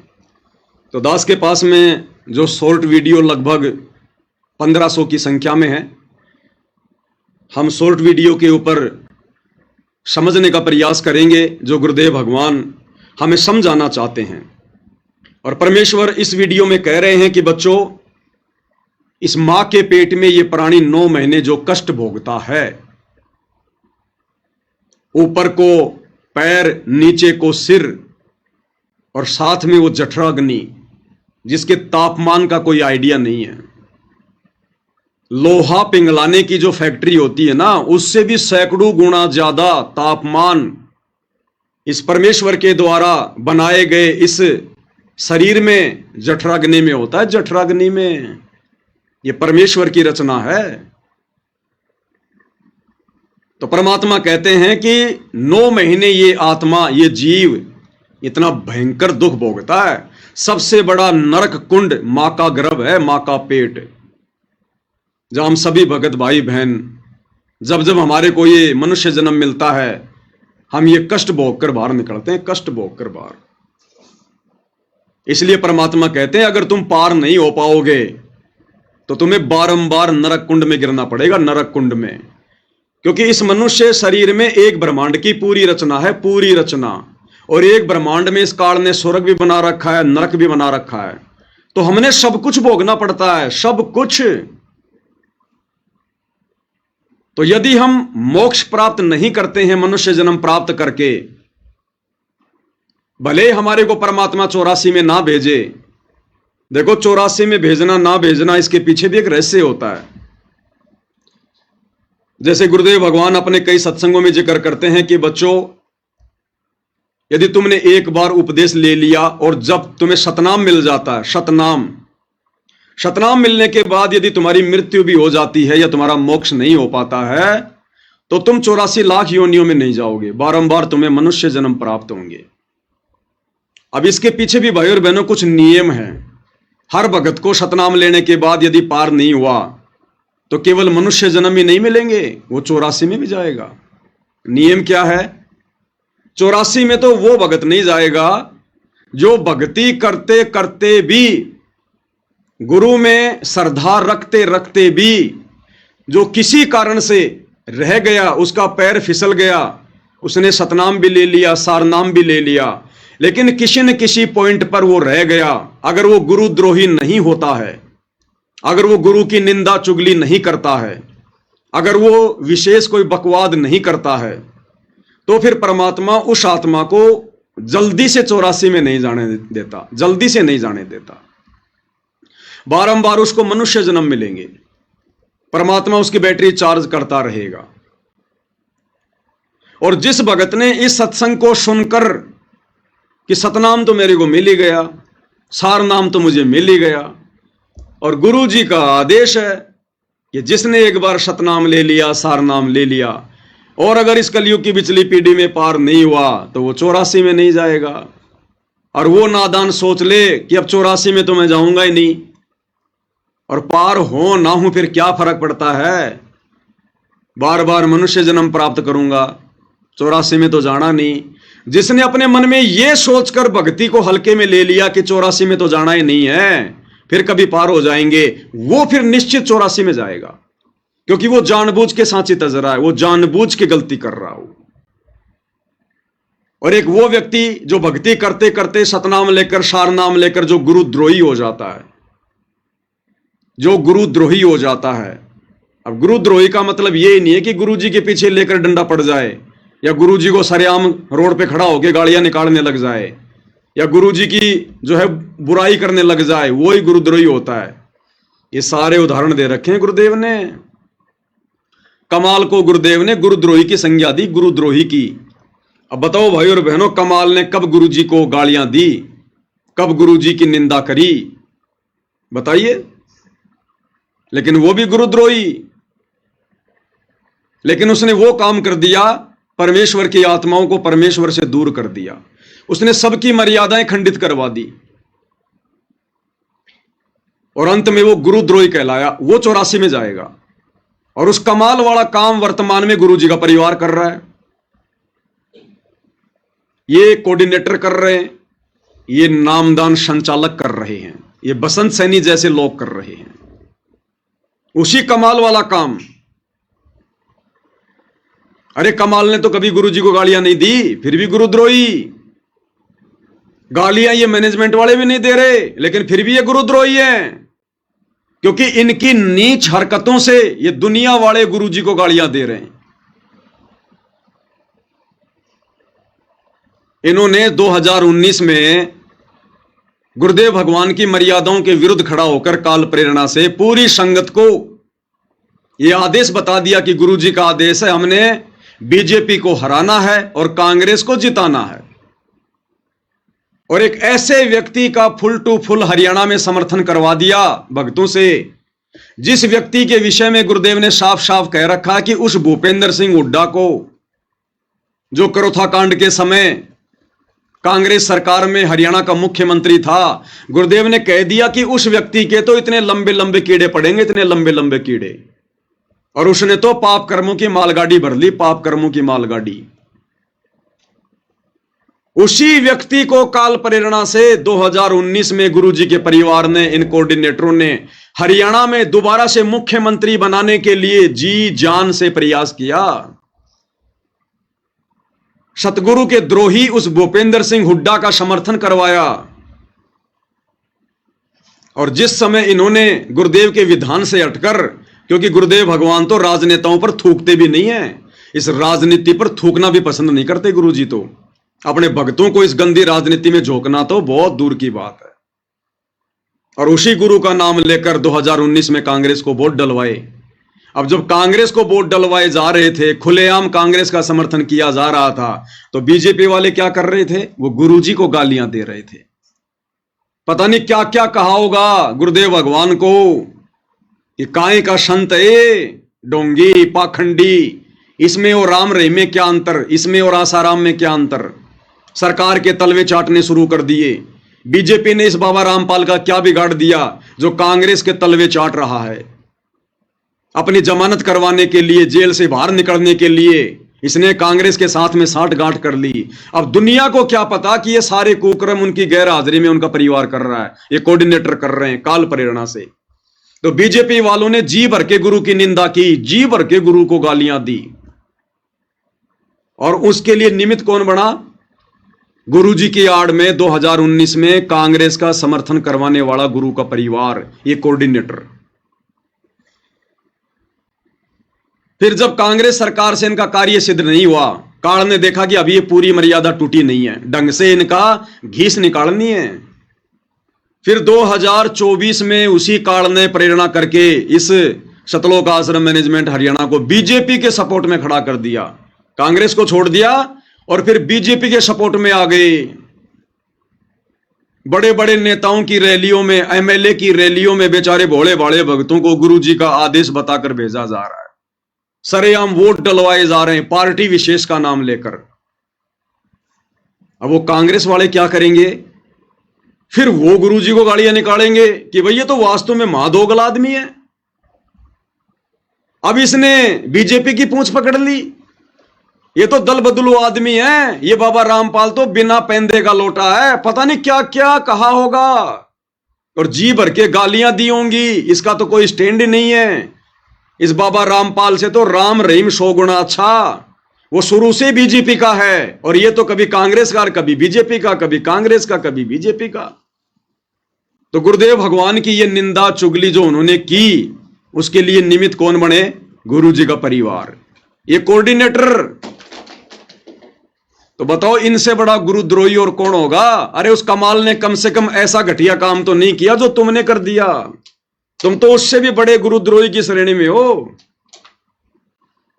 अरे उस काल ने कभी स्टेडियम तो नहीं बनवाए, खेल तो उस समय भी खेला करते थे लोग। उस काल ने कभी, उस कमाल ने कभी स्टेडियम तो नहीं बनवाए, अपने गुरु की मर्यादाओं को सरेआम तो नहीं तोड़ा। जो कुकर्म तुम लोगों ने कर दिए गुरु की आड़ में, तो ये रियल गुरुद्रोही हैं भाई और बहनों। तो ऐसी आत्माएं फिर 84 लाख योनि में जाएंगी, चाहे वो कितना बड़ा सूरमा क्यों ना हो। उसने चाहे सतनाम ले रखा हो, चाहे सारनाम ले रखा हो, ये काल सूक्ष्म चोट मारेगा। ये आमने सामने की लड़ाई नहीं लड़ेगा वर्तमान में। इसने कह रखा है कि अब मैं रावण जैसी गलती नहीं करूंगा, आमने सामने होकर लड़ाई नहीं लड़ूंगा। मैं दुर्योधन जैसी गलती नहीं करूंगा, आमने सामने की लड़ाई नहीं लड़ूंगा। मैं कंस जैसी गलती नहीं करूंगा, आमने सामने की लड़ाई नहीं लड़ूंगा। इस कलयुग की बिचली पीढ़ी में अगर मैं लड़ाई लड़ूंगा उस कल की भगवान के साथ, उस पूर्ण परमात्मा के साथ, तो उसके भक्तों के अंदर मैं प्रवेश करके लड़ूंगा, उसके भक्तों में प्रवेश करके लड़ूंगा। उसके भक्तों का ही मैं उस भगवान का विरोधी बना दूंगा और फिर कहूंगा कि अब मुझे मार के बता। अगर मुझे मारना है तो पहले अपने भक्तों को मारना पड़ेगा, क्योंकि मैं तेरे भक्तों में प्रवेश हूं। अगर मुझ काल को मारना है तो पहले अपने भक्तों को मारना पड़ेगा, क्योंकि अब वो आमने सामने की लड़ाई नहीं लड़ रहा, अब वो सूक्ष्म लड़ाई लड़ रहा है, भक्तों में प्रवेश करके भक्तों की मर्यादा तोड़वा रहा है। इसलिए तो गुरुदेव भगवान कहते हैं, संगत माही कुसंगत उपजे जैसे बन में बांस, और आप घिस घिस आग लगा देकर बनखंड का भी नाश। अब भाई बाप तो अपने बेटों को मार नहीं सकता, चाहे कितना ही निकम्मा क्यों ना हो। तो बाप ने खूब कोशिश की समझाने की, लेकिन नहीं समझे। बरवाला कांड से पहले बहुत कोशिश की समझाने की, लेकिन नहीं समझे। और बरवाला कांड के बाद भी गुरु ने 10 साल तक मौका दिया कि समझ जाओ समझ जाओ समझ जाओ, नहीं संभले, उल्टे बिगड़ते चले गए। तो अब गुरुदेव भगवान ने इन आश्रम वालों को और अपने परिवार को उनके जो है वो कर्मों के ऊपर छोड़ दिया कि भाई अब तुम्हें सजा तुम्हारे कर्म ही देंगे, क्योंकि संत तो अपनी संतता छोड़ेगा नहीं, अपनी तरफ से किसी को बद्दुआ देगा नहीं, इसलिए जीव के कर्मों पे छोड़ दिया। और कर्म इनके इतने बिगड़े हुए हैं भाई और बहनों, इतने बिगड़े हुए हैं, इनका कहीं से कोई बचाव का साधन नहीं निकलेगा कहीं से भी। तो इस प्रकार की जो आत्माएं हैं, ऐसी जो घटिया हरकतें कर रहे हैं, भले उनको शतनाम मिला हो चाहे सारनाम मिला हो, वो भी 84 लाख योनियों में जाएंगे, 84 लाख योनियों में। इसलिए परमात्मा कह रहे हैं, और फिर बार बार वो निकम्मी आत्माएं उस मां के गर्भ से जन्म लेंगी। अगर मनुष्य जन्म भी उनको मिलेंगे ना, तो बार बार मां के गर्भ से तो आना पड़ेगा, वो प्रकट थोड़ी होगा। प्रोसीजर तो वही है ना मनुष्य जन्म प्राप्त करने की। और मां के गर्भ में आएगा, फिर क्या होगा? नरक कुंड भोगना पड़ेगा, नरक कुंड, क्योंकि इस पिंड में एक ब्रह्मांड का लघु चित्र है। स्वर्ग नरक 14 भवन 7 दीप 9 खंड, सारे देवी देवताओं का वास, कामधेनु का, सब इस शरीर के अंदर है। और जब उसका नरक भोगने का समय आता है, तब उसको मां के गर्भ में डाल दिया जाता है। फिर उसको मनुष्य जन्म मिलता है। और मनुष्य जन्म में यदि उसने कोई ऐसा कुकर्म कर दिया, यदि किसी की हत्या कर दी, यदि उसको जो है वो कसाई का जन्म मिल गया, तो कसाई के जन्म में वो कितने बकरे काटेगा, कितने मुर्गे काटेगा, कितने कर्म फोड़ेगा। फिर वो कुकर्मों का फल भोगने के लिए फिर उसको भी 84 में जाना पड़ेगा। तो भाई और बहनों, एक बार यदि बात बिगड़ गई तो फिर बिगड़ती चली जाएगी, फिर बिगड़ती चली जाएगी। ये बात फिर संभलने में नहीं आएगी ये। इसलिए हमने साथ साथ में गुरुदेव के संकेतों को भी समझना है। हम इसी बात को लेकर ना भूल जाएं कि बस अब तो मेरे को सतनाम मिल गया, सारनाम मिल गया, अगर पार भी नहीं हो पाया तो 84 में तो जाऊंगा ही नहीं। किसने कह दिया 84 में नहीं जाएगा? अरे ब्रह्मा विष्णु महेश की पदवी कौन आत्मा प्राप्त करती है? वो आत्मा जो कलयुग की पिछली पीढ़ी में सतगुरु रामपाल जी की शरण में आती है, और शरण में आकर जो सारनाम की कमाई करता है, और सारनाम लेने के बाद भी जो आत्मा पार नहीं हो पाती है, उन्हीं आत्माओं को तो फिर ब्रह्मा विष्णु महेश की पदवी मिलती है। और गुरुदेव ने क्या बताया कि ये ब्रह्मा विष्णु महेश भी अपना समय पूरा करके 84 लाख की यात्रा में जाएंगे, 84 लाख की यात्रा में। तो कौन से बहम में घूम रहे हो भाई और बहनों? इसलिए परमात्मा कहते हैं, समझा है तो सिर धर पांव, बहुर नहीं रे ऐसा दाव। तो परमेश्वर उसी के विषय में हमें कुछ बातें बता रहे हैं जो ध्यान से सुनने की आवश्यकता है। तू ही तुतकारे थी, जपे था जपा जाप, और बाहर आके भरम गया तो बहुत करते है पाप। माँ के पेट में तो तू ही ये भगवान निष्पक्ष, बाहर निकाल दो आपको बोलूंगा नहीं, तू ही, तेरे बिना कोई नहीं हमारा, तू ही तुतकारे थी, वहां जपता जपा जाप, और बाहर आके भरम गया तन बहुत किए अब पाप। तू ही तुतकारे थी, रंकार धुन ध्यान, कभी तड़प तड़प का मालिक ने याद करे था अंदर से कसक के साथ। जिन यो साज बनाई या जाकू ले पहचान, जिन यो साज बनाइया जाकू ले पहचान। और मां के गर्भ में किस प्रकार से तड़प तड़प के कशक के साथ में रो रो के प्रार्थना करते थे कि ये परमात्मा हम इस नरक कुंड से बाहर निकाल दो, नरक कुंड से बाहर निकाल दो। भाई और बहनों, उतनी तड़प, उतनी ही ये कशक हमारी आज गुरुदेव के ज्ञान को आधार बनाकर, इस ज्ञान को अच्छे से समझकर जब इस 21 ब्रह्मांड से, इस पृथ्वी लोक से बाहर निकलने की बनेगी सतलोक के लिए, तब परमात्मा हमारी पुकार सुनेगा। क्योंकि मां के गर्भ में हम कितने दुखी, कितने कायल, कितने परेशान, कितने तड़प रहे थे। गुरु के हर वचन को स्वीकार कर रहे थे कि आप जो कहोगे मैं आपकी हर बात मानूंगा, बस आप मुझे एक बार इस दुख से बाहर निकाल दो। और जब उसने इतनी प्रार्थना की, वो इतना दुखी हो रहा था वास्तव में, तब परमात्मा ने उसकी पुकार को सुना और मां के गर्भ से बाहर निकाला। तो इसी प्रकार जब इस वर्तमान समय में जो हमें गुरुदेव मिल गए, भक्ति मिल गई, काल के कष्टों से गुरुदेव ने हमें परिचित करवा दिया, हम उतनी कशक, उतनी तड़प, और वो तड़प और कशक जब बन जाएगी तो शौपन में भी हम कभी मर्यादा तोड़ने की नहीं सोचेंगे। फिर हमारे को पीछे काल का जो है वो लठ दिखाई देगा, 84 लाख योनियों का वो डर दिखाई देगा फिर हमारे को कि ये तो भयंकर बात बिगड़ जाएगी, भयंकर। और ना जाने फिर परमात्मा कब संभालेगा, कब, कितने युगों, कितने जन्मों बाद हम इस भक्ति को खा खर्च के जब वापस पृथ्वी पर आएंगे कभी, तब तक तो अरबों खरबों कलयुग के बिचली पीढ़ी निकल चुकी होंगी, अरबों खरबों कलयुग की बिचली पीढ़ियां, हमारा नंबर भी नहीं पड़ेगा। इसलिए परमात्मा कहते हैं जिनियो साज बनाइया उसको ले पहचान, कि उस परमात्मा को पहचान ले जिसने तेरा मां के पेट से, उस गर्भ से, नरक कुंड से तेरा पीछा छुड़वाया था। अरे जिस भगवान ने, जिस कबीर देव ने मां के गर्भ से हमारा पीछा छुड़वाया हमारी प्रार्थना पर, तो उस कबीर के अलावा अब इस धरती पर, इस काल के लोक से हमारा पीछा और कौन छुड़वा सकता है? वही छुड़वाएगा जिसने मां के गर्भ से छुड़वाया। इसलिए परमात्मा कहते हैं जिनियो साज बनाइया वा को ले पहचान, कि अब उस कबीर भगवान को तू पहचान ले, अपने सतगुरु को पहचान ले। बंदी छोड़ कौन हो सकता है? काल के बंधनों से कौन छुड़वा सकता है? वो मां का गर्भ भी तो काल का जो है वो बंधन था, बंद थी। जब वहां से बंदी छोड़ने छुड़वाया तो आज कौन छुड़वा देगा उनके अलावा? तो सतगुरु रूप में वो बंदी छोड़ आया हुआ है, कबीर भगवान आया हुआ है। इसलिए परमात्मा कहते हैं जिनियो साज बनाइया, जिसने ये खेल रचा है वाकू ले पहचान। तो ये सतगुरु की पहचान करवाई जा रही है भाई और बहनों, पहचान। जठरग्नि से राखिया ना साईं गुण भूले, ओ साहेब दर हाले है क्यों बोवे है सूल। क्या बताते हैं?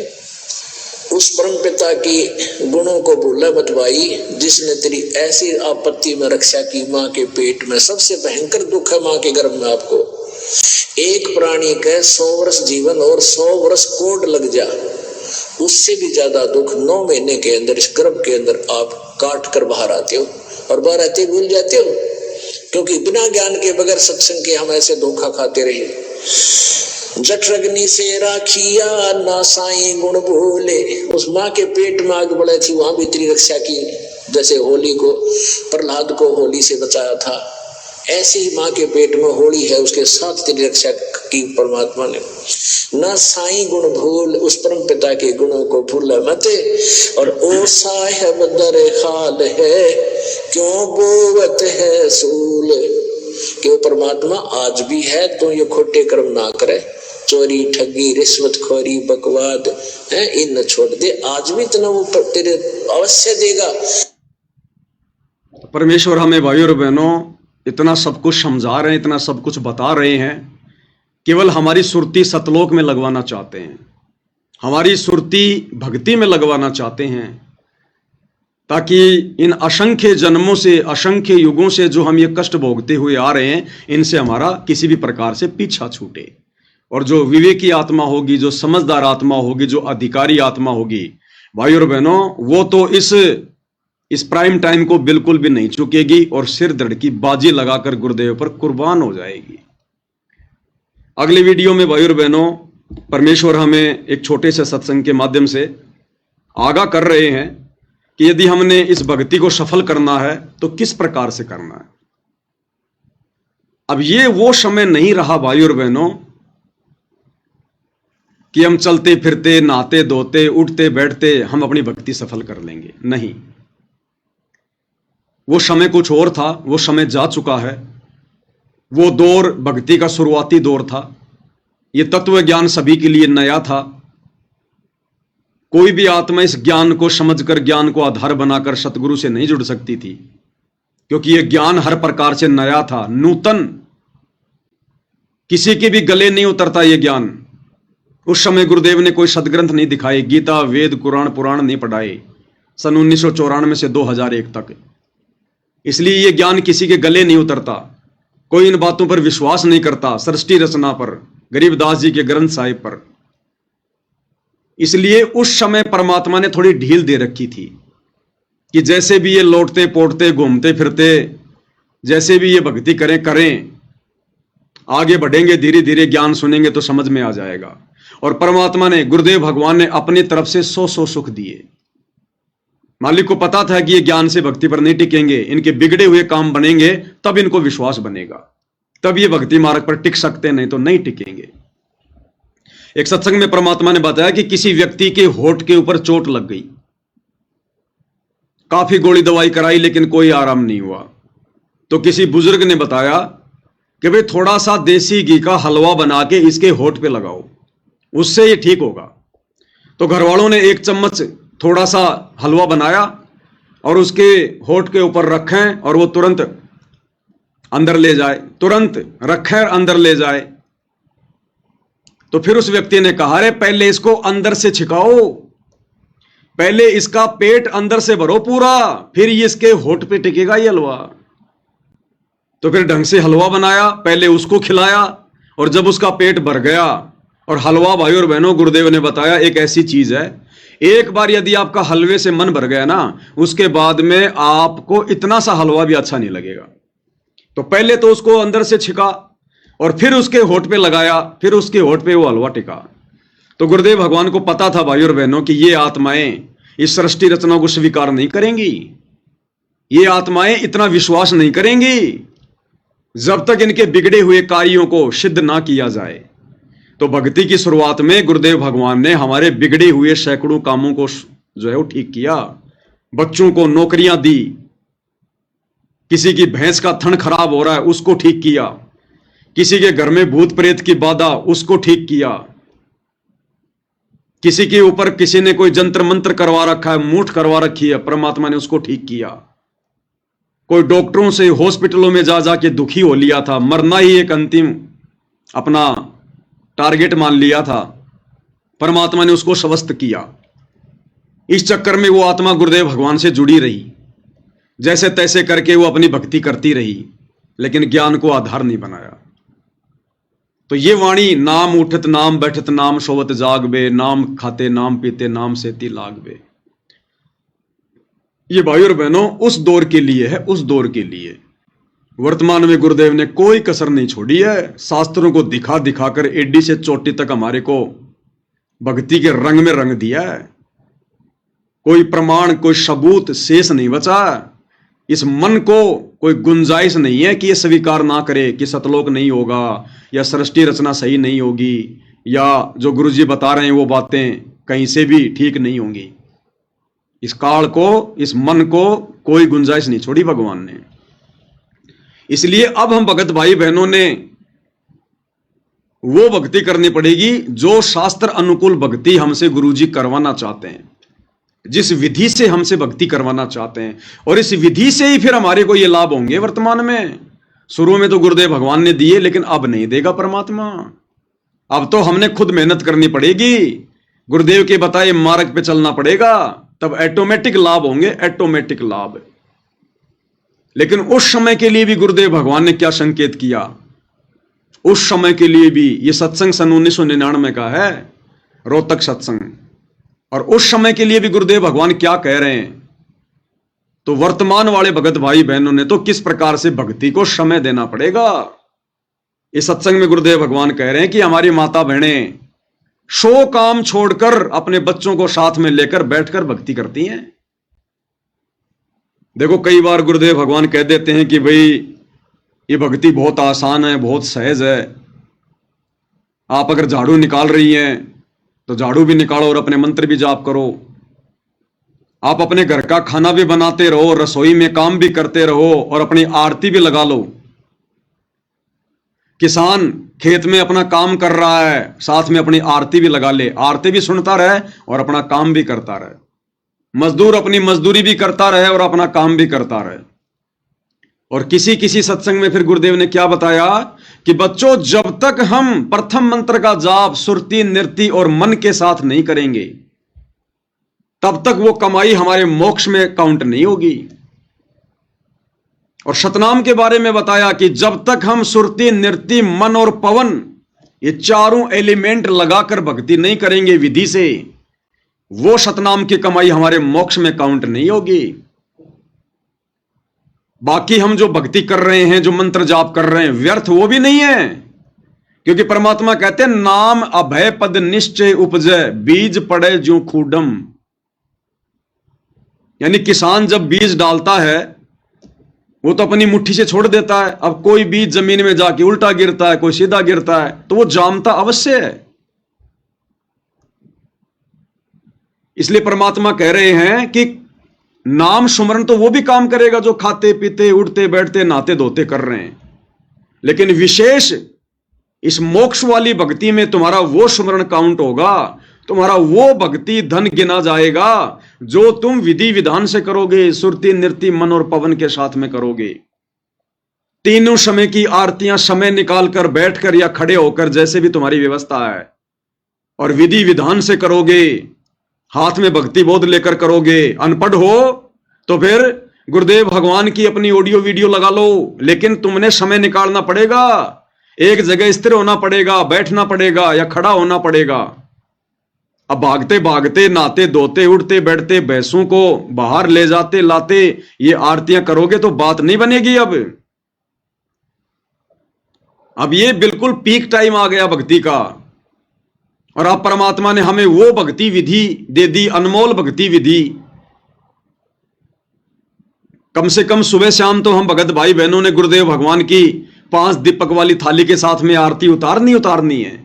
देखो, विशेष परिस्थितियों में, चाहे सुबह का नित्य नियम हो, चाहे शाम की संध्या आरती हो, अगर हम दीपक वाली आरती के साथ में नहीं करते हैं तो कोई दोष नहीं है, कोई नुकसान नहीं है। भले आप जी 5 दिन के लिए कहीं बाहर चले गए, आप नहीं कर पाए, तो कोई दिक्कत नहीं है। ऐसी विशेष परिस्थितियों में हम लोग चलते चलते भी आरती कर सकते हैं, अपना काम धाम करते करते भी हम लोग आरती जो है वो कर सकते हैं।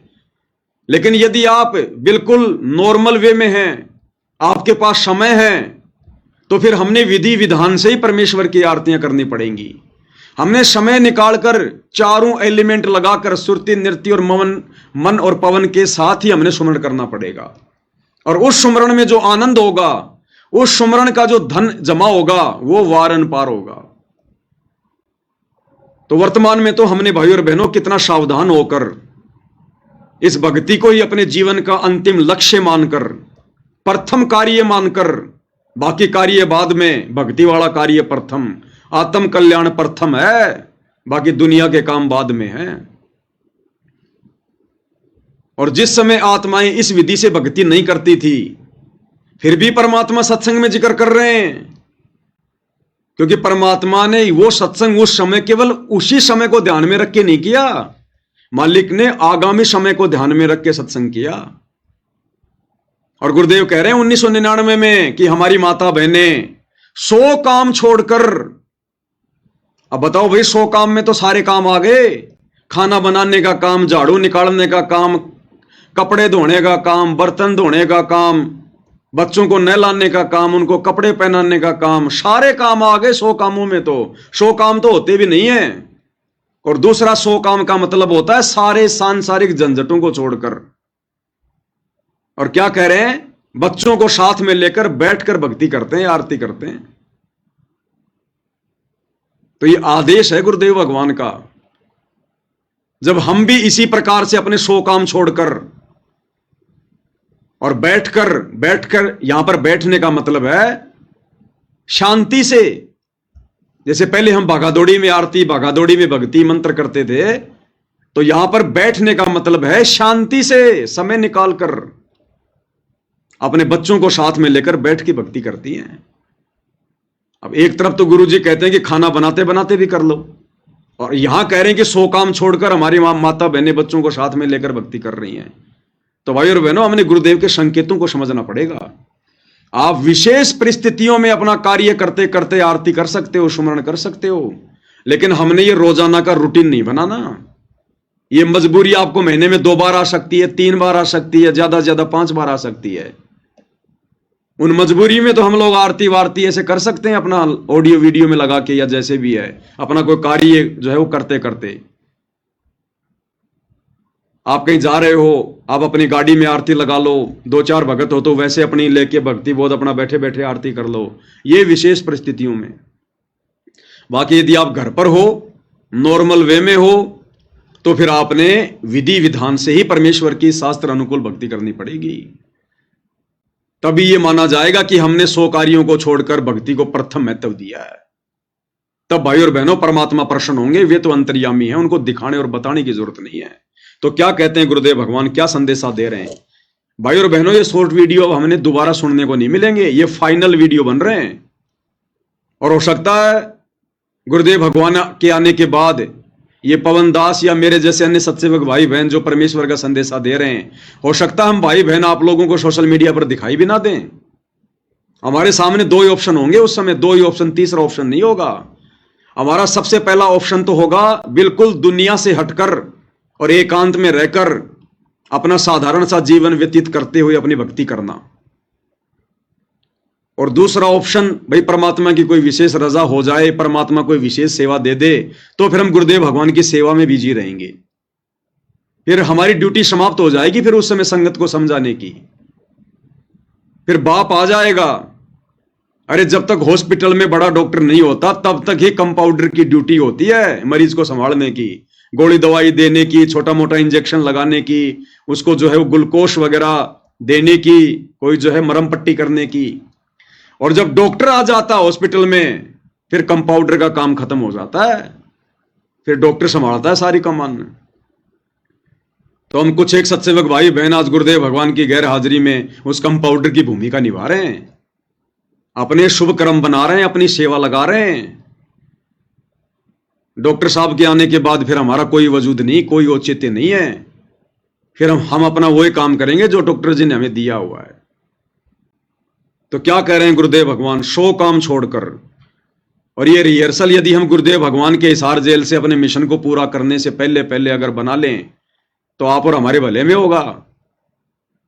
आप सोचे कि गुरुजी के आने के बाद हम सही भक्ति करेंगे, गुरुजी के आने के बाद हम भगत बन जाएंगे। ये दिलो दिमाग से निकाल देना ये बात आप, कि गुरुजी के आने के बाद आप भगत बन जाओगे। गुरुजी जेल में बैठे इसलिए हैं कि मेरी गैर हाजिरी में जो भगत बन गया सो बन गया, आने के बाद तो दुनिया भगत बनेगी। लूला लंगड़ा ज्ञानी अज्ञानी सभी अपनी जान बचाने के लिए उनको अपना बाप बाप कहेंगे। आज वर्तमान में है भगत बनने का मौका, भक्ति करने का मौका। इन्हीं परिस्थितियों में भक्ति हो सकती है, भगत की पहचान हो सकती है। आने वाले समय में तो फिर से वही समय आ जाएगा जो समय 1994 से 2014 तक था। भक्ति भाव भादो नदी सब चले गहराए। तो गुरुदेव के आने के बाद फिर से पूरा विश्व टूट पड़ेगा। भक्ति भाव भादो नदी सब चले गहराए। ये जो बीच का समय दिया है गुरुदेव ने 2014 से, और जब तक गुरुदेव भगवान हिसार जेल से बाहर नहीं आते हैं तब तक ही भक्ति करने का, भगत बनने का चांस है। उसके बाद तो आपको एक गधा भी आपको भगत बना दिखाई देगा, भगत बना, साधु बना दिखाई देगा। तो क्या कह रहे हैं गुरुदेव भगवान? कम से कम भी 20,000 व्यक्ति हैं, 40,000 संगत है, और जिसमें 20,000 तो ऐसे हैं जो दुख से सुख में आए। अरे उनके घर में छोटे छोटे बच्चे भी परमात्मा की आरती करते। मेरे ख्याल में ऋषि भी फेल है हमारे परिवारों के सामने, इनके घर में जाकर देखा करो। 100 काम छोड़कर हमारी बहन बेटी अपने बच्चे और सारन बिठा कर आरती करती है। और कम से कम 10,000 परिवार ऐसे। दोबारा सुन लो, 100 काम छोड़कर 100 काम छोड़कर हमारी बहन बेटी अपने बच्चे और सारन बिठा कर, एक बार फिर से 100 काम छोड़कर हमारी बहन बेटी अपने बच्चे और सारन बिठा कर आरती करती है। 100 काम छोड़कर हमारी बहन बेटियां अपने बच्चों को साथ में बैठा के अपनी भक्ति करती हैं, आरतियां करती हैं। जबकि उस समय भाइयों और बहनों 100 काम छोड़ के कोई भी माता बहन ये भक्ति नहीं कर रही थी। लेकिन परमात्मा फिर भी अपने बच्चों को जो है बढ़ाई देते हैं, बढ़ाई, उनकी पीठ थपथपाते हैं ताकि इन बातों को सुनकर दूसरों को प्रेरणा मिले। उस समय कर कोई नहीं रहा था, लेकिन गुरुजी अगर सत्संग में इस प्रकार की बातें बोल रहे हैं तो दूसरे सुनने वाले भक्तों को यह प्रेरणा मिलेगी कि भाई इसका मतलब मुझे भी 100 काम छोड़ के बैठ के भक्ति करनी चाहिए। इसलिए परमात्मा कुछ बातें अपनी तरफ से कहते हैं। अरे जब आज बसंत सैनी जैसे भगत कहां 1999 की बात कर रहे हैं गुरुजी, और आज 2025, इस बसंत सैनी तो सन 2000 में नाम ले लिया था। जब आज ये बसंत सैनी 100 काम छोड़कर भक्ति गई बाढ़ में भक्तों की पिटाई करने आ गया, तो उस समय कहां हमारी माता बहनें 100 काम छोड़कर भक्ति कर रही होंगी। जब आज 20 साल बाद भी ये लोग अपने 100 काम छोड़कर भक्तों को मारना अपना जो हम टारगेट बना रखे हैं, 100 काम छोड़कर राजनेताओं की रैलियों में जाना, 100 काम छोड़कर अन्नपूर्णा मुहिम के तहत अपना समय बर्बाद करना, 100 काम छोड़कर और जाटों की धर्मशाला बनवाना, 100 काम छोड़ के स्टेडियम बनवाना, 100 काम छोड़ के भक्तों को इन आश्रमों में मिट्टी ढोने के काम में लगाना गधे की तरह। अरे आश्रम में कोई भक्ति के लिए जाता है या वहां पे कोई मजदूरी के लिए जाता है? ये भगवान इस गंदे लोक में हमसे मजदूरी करवाने आता है क्या? आश्रम बनवाने आता है क्या? लेकिन यहां काल ने भक्तों को गधा बना दिया, मजदूर बना दिया, मजदूर। तो सोचिए 1999 में कौन 100 काम छोड़ के भक्ति कर रहा होगा। लेकिन ये परमात्मा तो अपने बच्चों को मुफ्त में बढ़ाई देते, मुफ्त में बढ़ाई। और उस समय के ये वचन आज आप और हमारे काम आएंगे, आप और हमारे काम, कि जब 1999 में भी 100 काम छोड़ के भक्ति करने की जरूरत थी, तो आज तो भाई भक्ति का पीक टाइम है। आज तो 1000 काम छोड़ के हमने इस परमात्मा की भक्ति को प्रथम वैरायटी देनी पड़ेगी, प्रथम प्रायोरिटी देनी पड़ेगी। क्या कह रहे हैं परमेश्वर? परमात्मा की आरती करके मेरे ख्याल में ऋषि भी फेल है हमारे परिवारों के सामने। इनके घर में जाकर देखा करो, 100 काम छोड़कर हमारी बहन बेटी अपने बच्चे और सारन बिठाकर आरती करती है। और कम से कम 10,000 परिवार ऐसे हैं जो दारू से बर्बाद हो चुके थे, तो इतना बुरा हाल कर रखा था।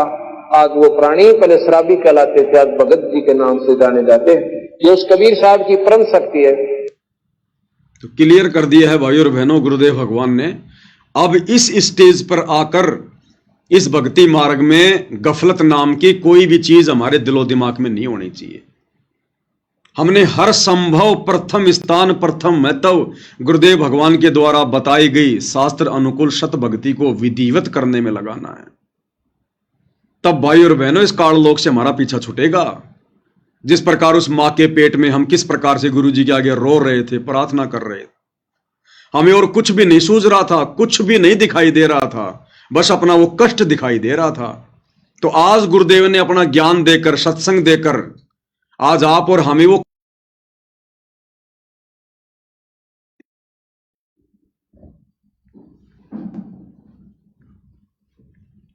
लाइट चली गई, लाइव डिस्कनेक्ट हो गया क्या?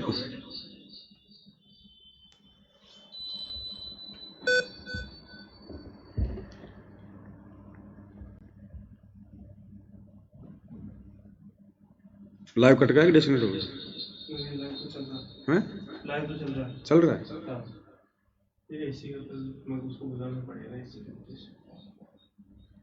लाइव चल रहा है, डिस्कनेक्ट थोड़ी हुआ। नहीं चल रहा है। टीवी के चला दो। ये बीच में थोड़ी लाइट चली गई थी भाई और बहनों, लाइट कट गई थी, इसकी आवाज डबल क्यों आ रही?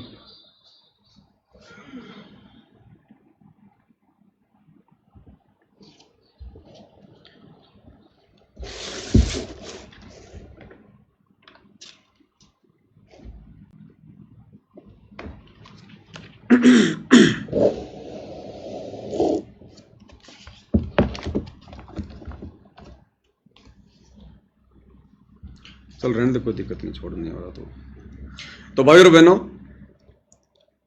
गुरुदेव के शॉर्ट वीडियो के ऊपर आज हम केवल इतना ही लाइव आएंगे। और लास्ट में गुरुदेव भगवान की महिमा में दास एक शब्द गाएगा, सत कबीर द्वारे थारे पर एक दास भिखारी आया है।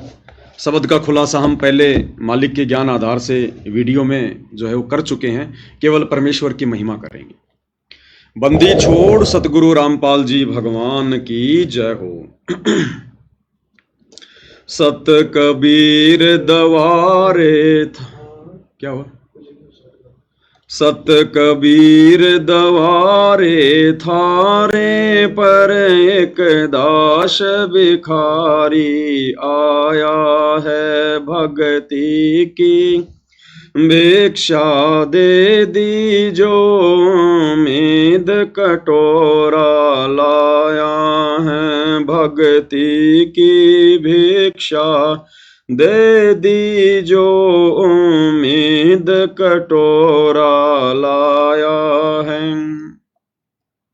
तज नरसी वाले ठाठ नहीं मैं धन्ना जैसा जाट नहीं।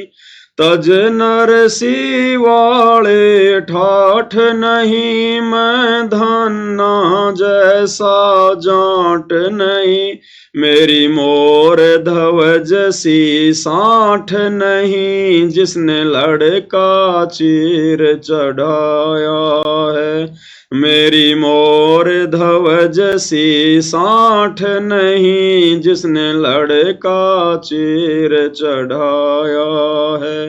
भक्ति की भिक्षा दे दीजो उम्मीद कटोरा लाया है।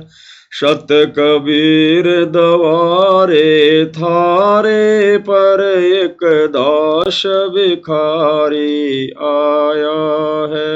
भक्ति की भिक्षा दे दीजो उम्मीद कटोरा लाया। शेख फरीद जैसा तप नहीं मेरा वाल्मीक जैसा जप नहीं।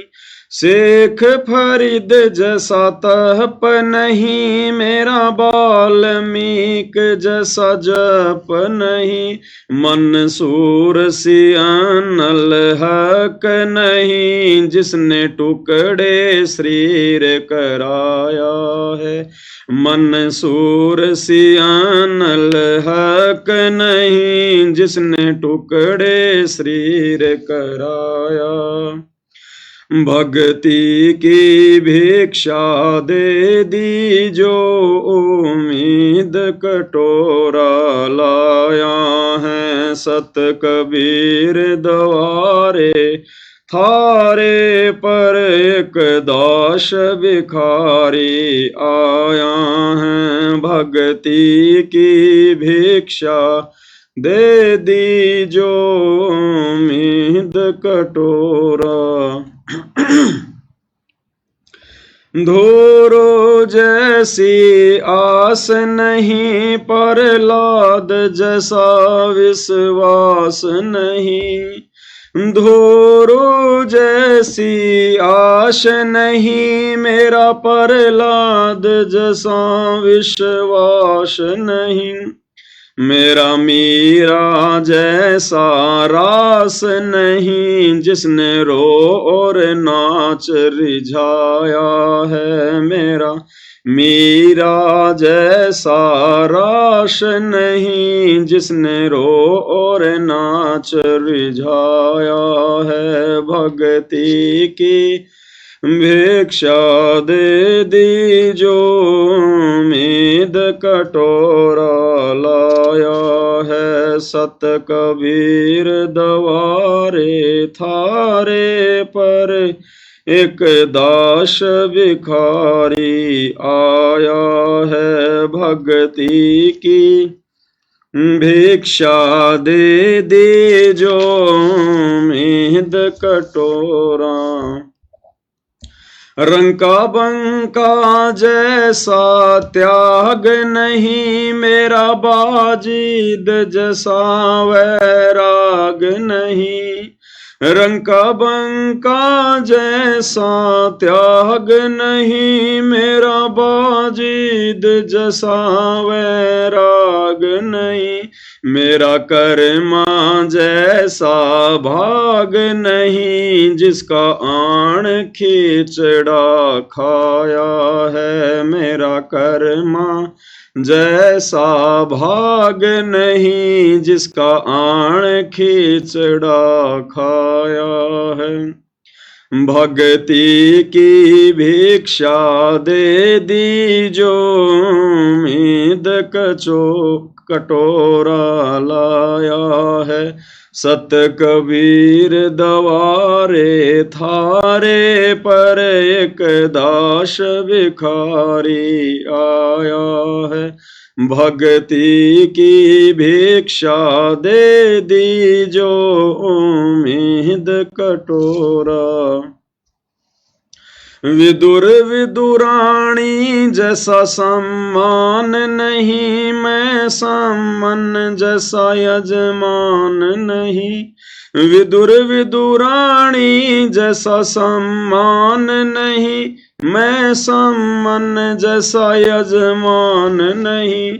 और से वो जो कुर्बान नहीं, जिसने शीस तो ले खैलाया है। और से वो जो कुर्बान नहीं, जिसने शीस तो ले खैलाया है। भक्ति की भिक्षा दे दी जो उम्मीद कटोरा लाया है। भक्ति की भिक्षा दे दी जो उम्मीद कटोरा लाया है। मारकंडे जैसा ऋषि नहीं, सुख देव जो इंद्री कसी नहीं। मैं मारकंडे जैसा ऋषि नहीं, सुख देव जो इंद्री कसी नहीं। ये माया भी मन में बसी नहीं, जब से ज्ञान तेरा समाया है। ये माया भी मन में बसी नहीं, जब से ज्ञान तेरा समाया है।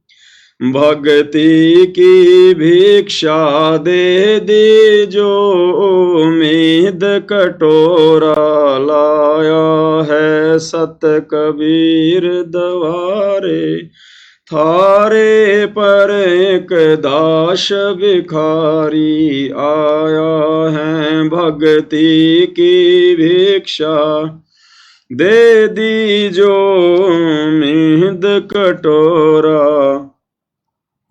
धर्मदास जैसा भक्ति सेठ नहीं, जीवा दत्ता जैसी उण सेठ नहीं। धर्मदास जैसा भक्ति सेठ नहीं, जीवा दत्ता जैसी उण सेठ नहीं।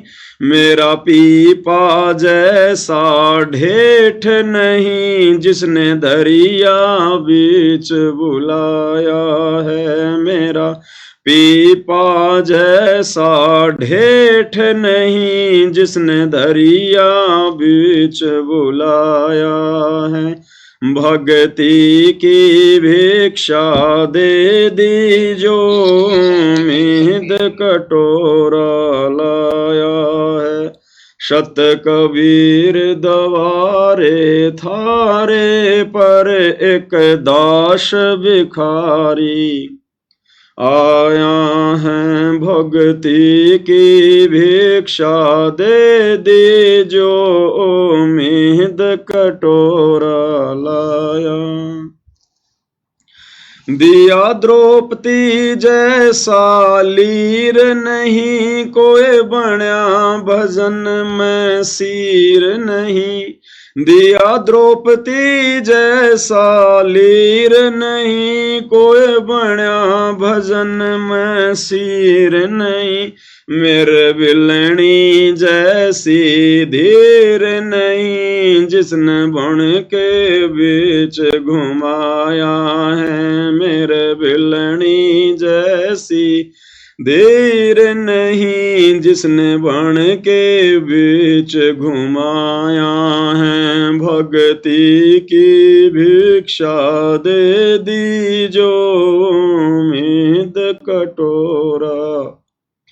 शत कबीर दवारे थारे पर एक दास भिखारी आया है भक्ति की भिक्षा दे दीजो उम्मीद कटोरा लाया है। सांबर में दादू दास मिले फिर नानक को कर ख्यास मिले। सांबर में दादू दास मिले फिर नानक को कर ख्यास मिले। सुल्तानी को हो खवास मिले जिसका बिस्तर झाड़ बिछाया है। सुल्तानी को हो खवास मिले जिसका बिस्तर झाड़ बिछाया है। भक्ति की भिक्षा दे दीजो उम्मीद कटोरा लाया है। शत कबीर दवारे थारे पर एक दास भिखारी आया है। भक्ति की भिक्षा दे दीजो उम्मीद कटोरा लाया है। अर्जुन सर्जुन ने पीछाण लिए छोड़ाणी में दर्शन आन किए। अर्जुन सर्जुन ने पीछाण लिए छोड़ाणी में दर्शन आन किए।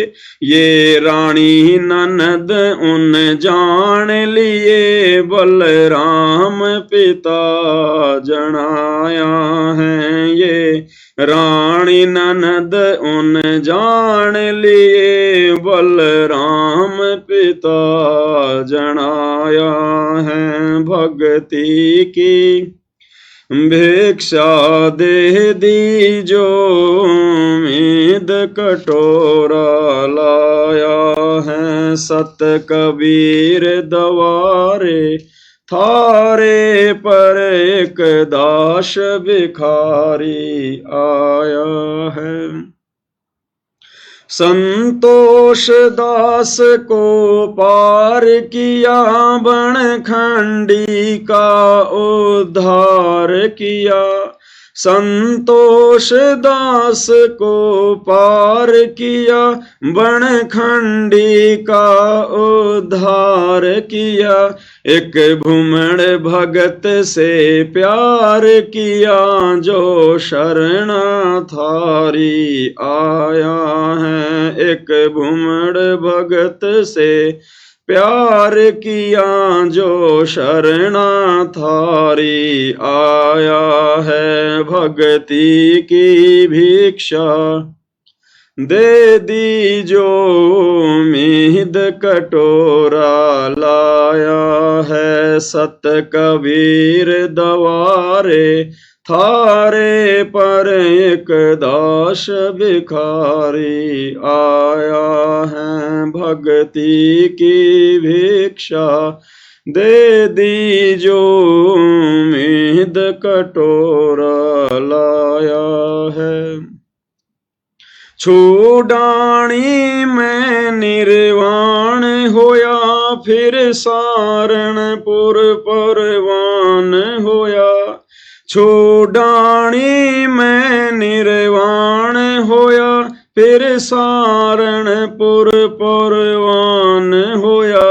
घिसा संत खे खड़े आण होया जहाँ जीता दास चिताया है। घिसा शांत खे खड़े आण हुआ जहाँ जीता दास चिताया है। भक्ति की भिक्षा दे दीजो उम्मीद कटोरा लाया है। सत कबीर दवारे थारे पर एक दास भिखारी आया है। भक्ति की भिक्षा दे दीजो मीद कटोरा लाया है।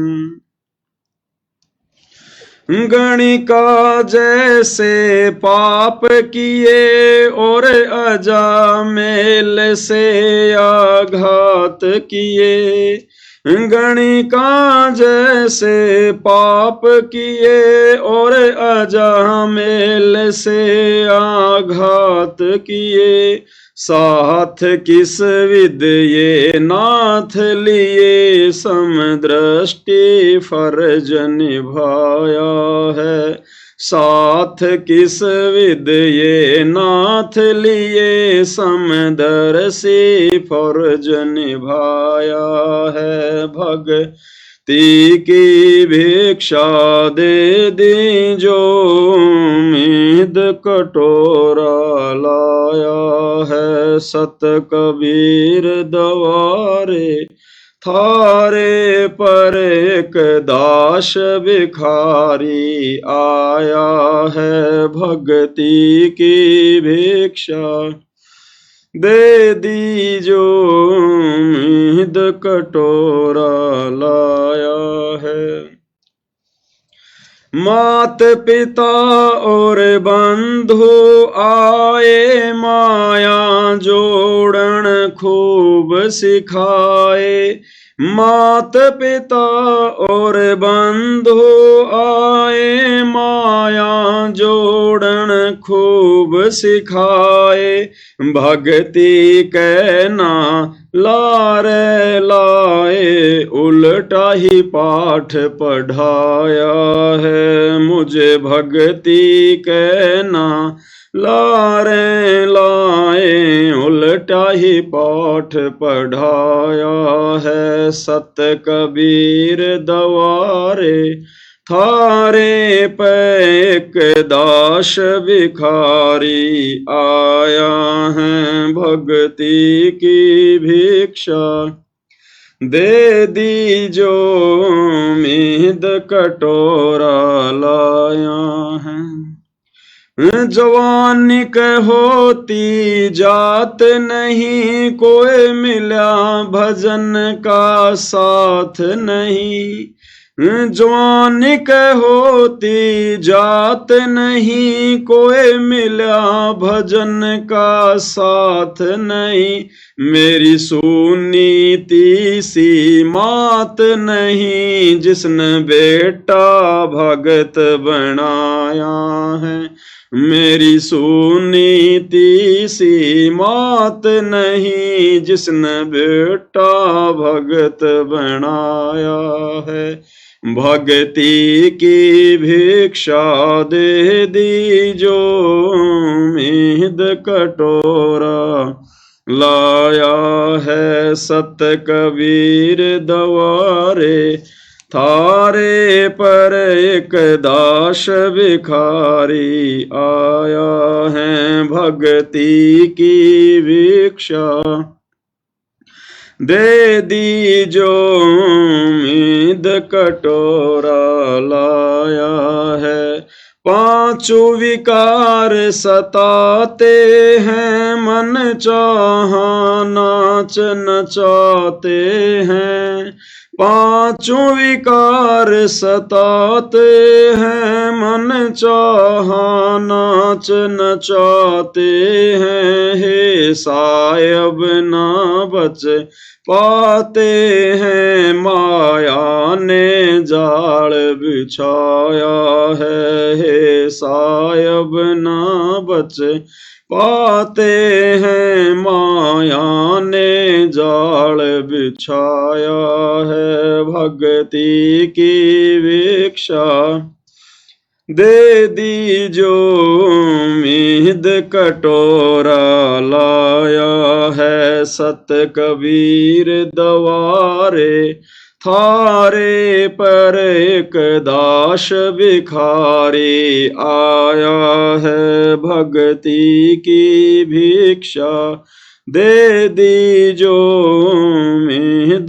कटोरा गुरु रामपाल जैसा संत नहीं, मैं भगतों जैसा भगत नहीं। गुरु रामपाल जैसा संत नहीं, मैं भगतों जैसा भगत नहीं। मुझ दास को चाहिए जगत नहीं, एक तेरा ही शरणा चाहा है। मुझ दास को चाहिए जगत नहीं, एक तेरा ही शरणा चाहा है। भक्ति की भिक्षा दे दीजो, उम्मीद कटोरा लाया है। सत कबीर दवारे थारे पर, एक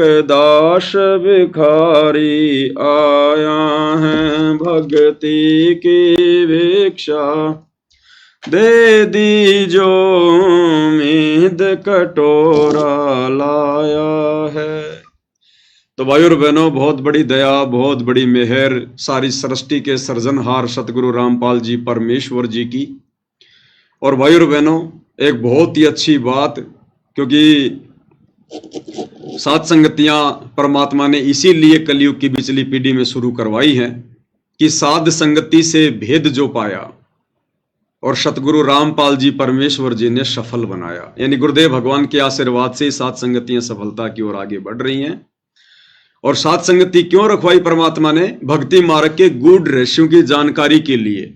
ना जाने परमात्मा किस भगत भाई बहन में प्रेरणा करके कौन सी बातें बुलवा दें, और ना जाने वो चोट किस भगत के लग जाए, उसका जीवन सफल हो जाए। इसीलिए परमेश्वर सात संगतियां रखवाते हैं।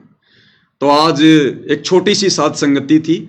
हम कुछ एक भगत भाई बहन वहां बैठे हुए थे, और उत्तर प्रदेश के बनारस से हमारी जो सुनीता बहन है वो भी आई हुई थी। तो बहन के मुख से परमात्मा ने एक शब्द निकलवाया कि भाई, जब हमें पता चल गया कि हमारे गुरुदेव भगवान कोई आम प्राणी नहीं है, आम संत नहीं है, ना कोई ये दुनिया भर के काल के द्वारा भेजे गए साधु संतों की तरह कोई सामान्य संत हैं। अरे गुरु गुरु तो बहुत हैं भाई, गांव गांव में गुरु बैठे, नगर नगर में गुरु बैठे, हर पंथ में गुरु हैं। और हम भी अपने गुरुजी को गुरुजी गुरुजी गुरुजी गुरुजी, तो फिर हम इनको गुरुजी गुरुजी कहेंगे तो गुरु ही मानते रहेंगे। इसलिए अब हमने अपने गुरुदेव भगवान को परमपिता परमेश्वर कहकर पुकारना है, परमात्मा जी कहकर पुकारना है, भगवान कहकर पुकारना है, परमेश्वर कहकर पुकारना है। जैसे हम बातें करते हैं ना कि भाई गुरुजी ने एक सत्संग में ऐसी बात कही है, तो अब हमने क्या बोलना चाहिए कि परमात्मा ने एक सत्संग में ऐसी बात कही है, परमेश्वर ने एक सत्संग में ऐसी बात कही है। अगर हम गुरु गुरु करते रहेंगे, गुरुजी करते रहेंगे, तो गुरुजी वाले भाव रहेंगे हमारे अंदर। इसलिए अब हम सत्सेवक भाई बहनों ने, और ये दास भी आज के बाद कोशिश करेगा भाई और बहनों, उस बहन की बातें बिल्कुल ज्ञान आधार से हैं, सत्य हैं, सभी भगत भाई बहनों ने अमल करनी चाहिए। और अब हम अपने परमपिता परमेश्वर को गुरुजी ना कहकर, क्योंकि गुरुजी की तो वे केवल एक भूमिका करते हैं, क्योंकि गुरु के बिना ज्ञान नहीं हो सकता। तो गुरु की तो केवल वो भूमिका कर रहे हैं। असल में क्या है? असल में परमेश्वर हैं। परमेश्वर, जगत गुरु, परमात्मा, पूर्ण ब्रह्म, परम अक्षर ब्रह्म, सत्य पुरुष, अकाल मूर्त शब्द स्वरूपी राम, ये हैं उस परमेश्वर के रियल नाम। तो हम सभी भगत भाई बहन कोशिश करेंगे आज के बाद, जब भी हम अपने मुख से अपने गुरुदेव भगवान को लेकर कोई बात कहें, कोई शब्द कहें, तो हम उन्हें परमेश्वर का दर्जा दें। हालांकि वे तो पहले से ही दर्जा प्राप्त हैं, लेकिन आप और हमने रिहर्सल करनी पड़ेगी भाई और बहनों, इस परमेश्वर को अपने हृदय में बैठाने के लिए। और एक सत्संग में गुरुदेव भगवान ने हमें कह भी रखा है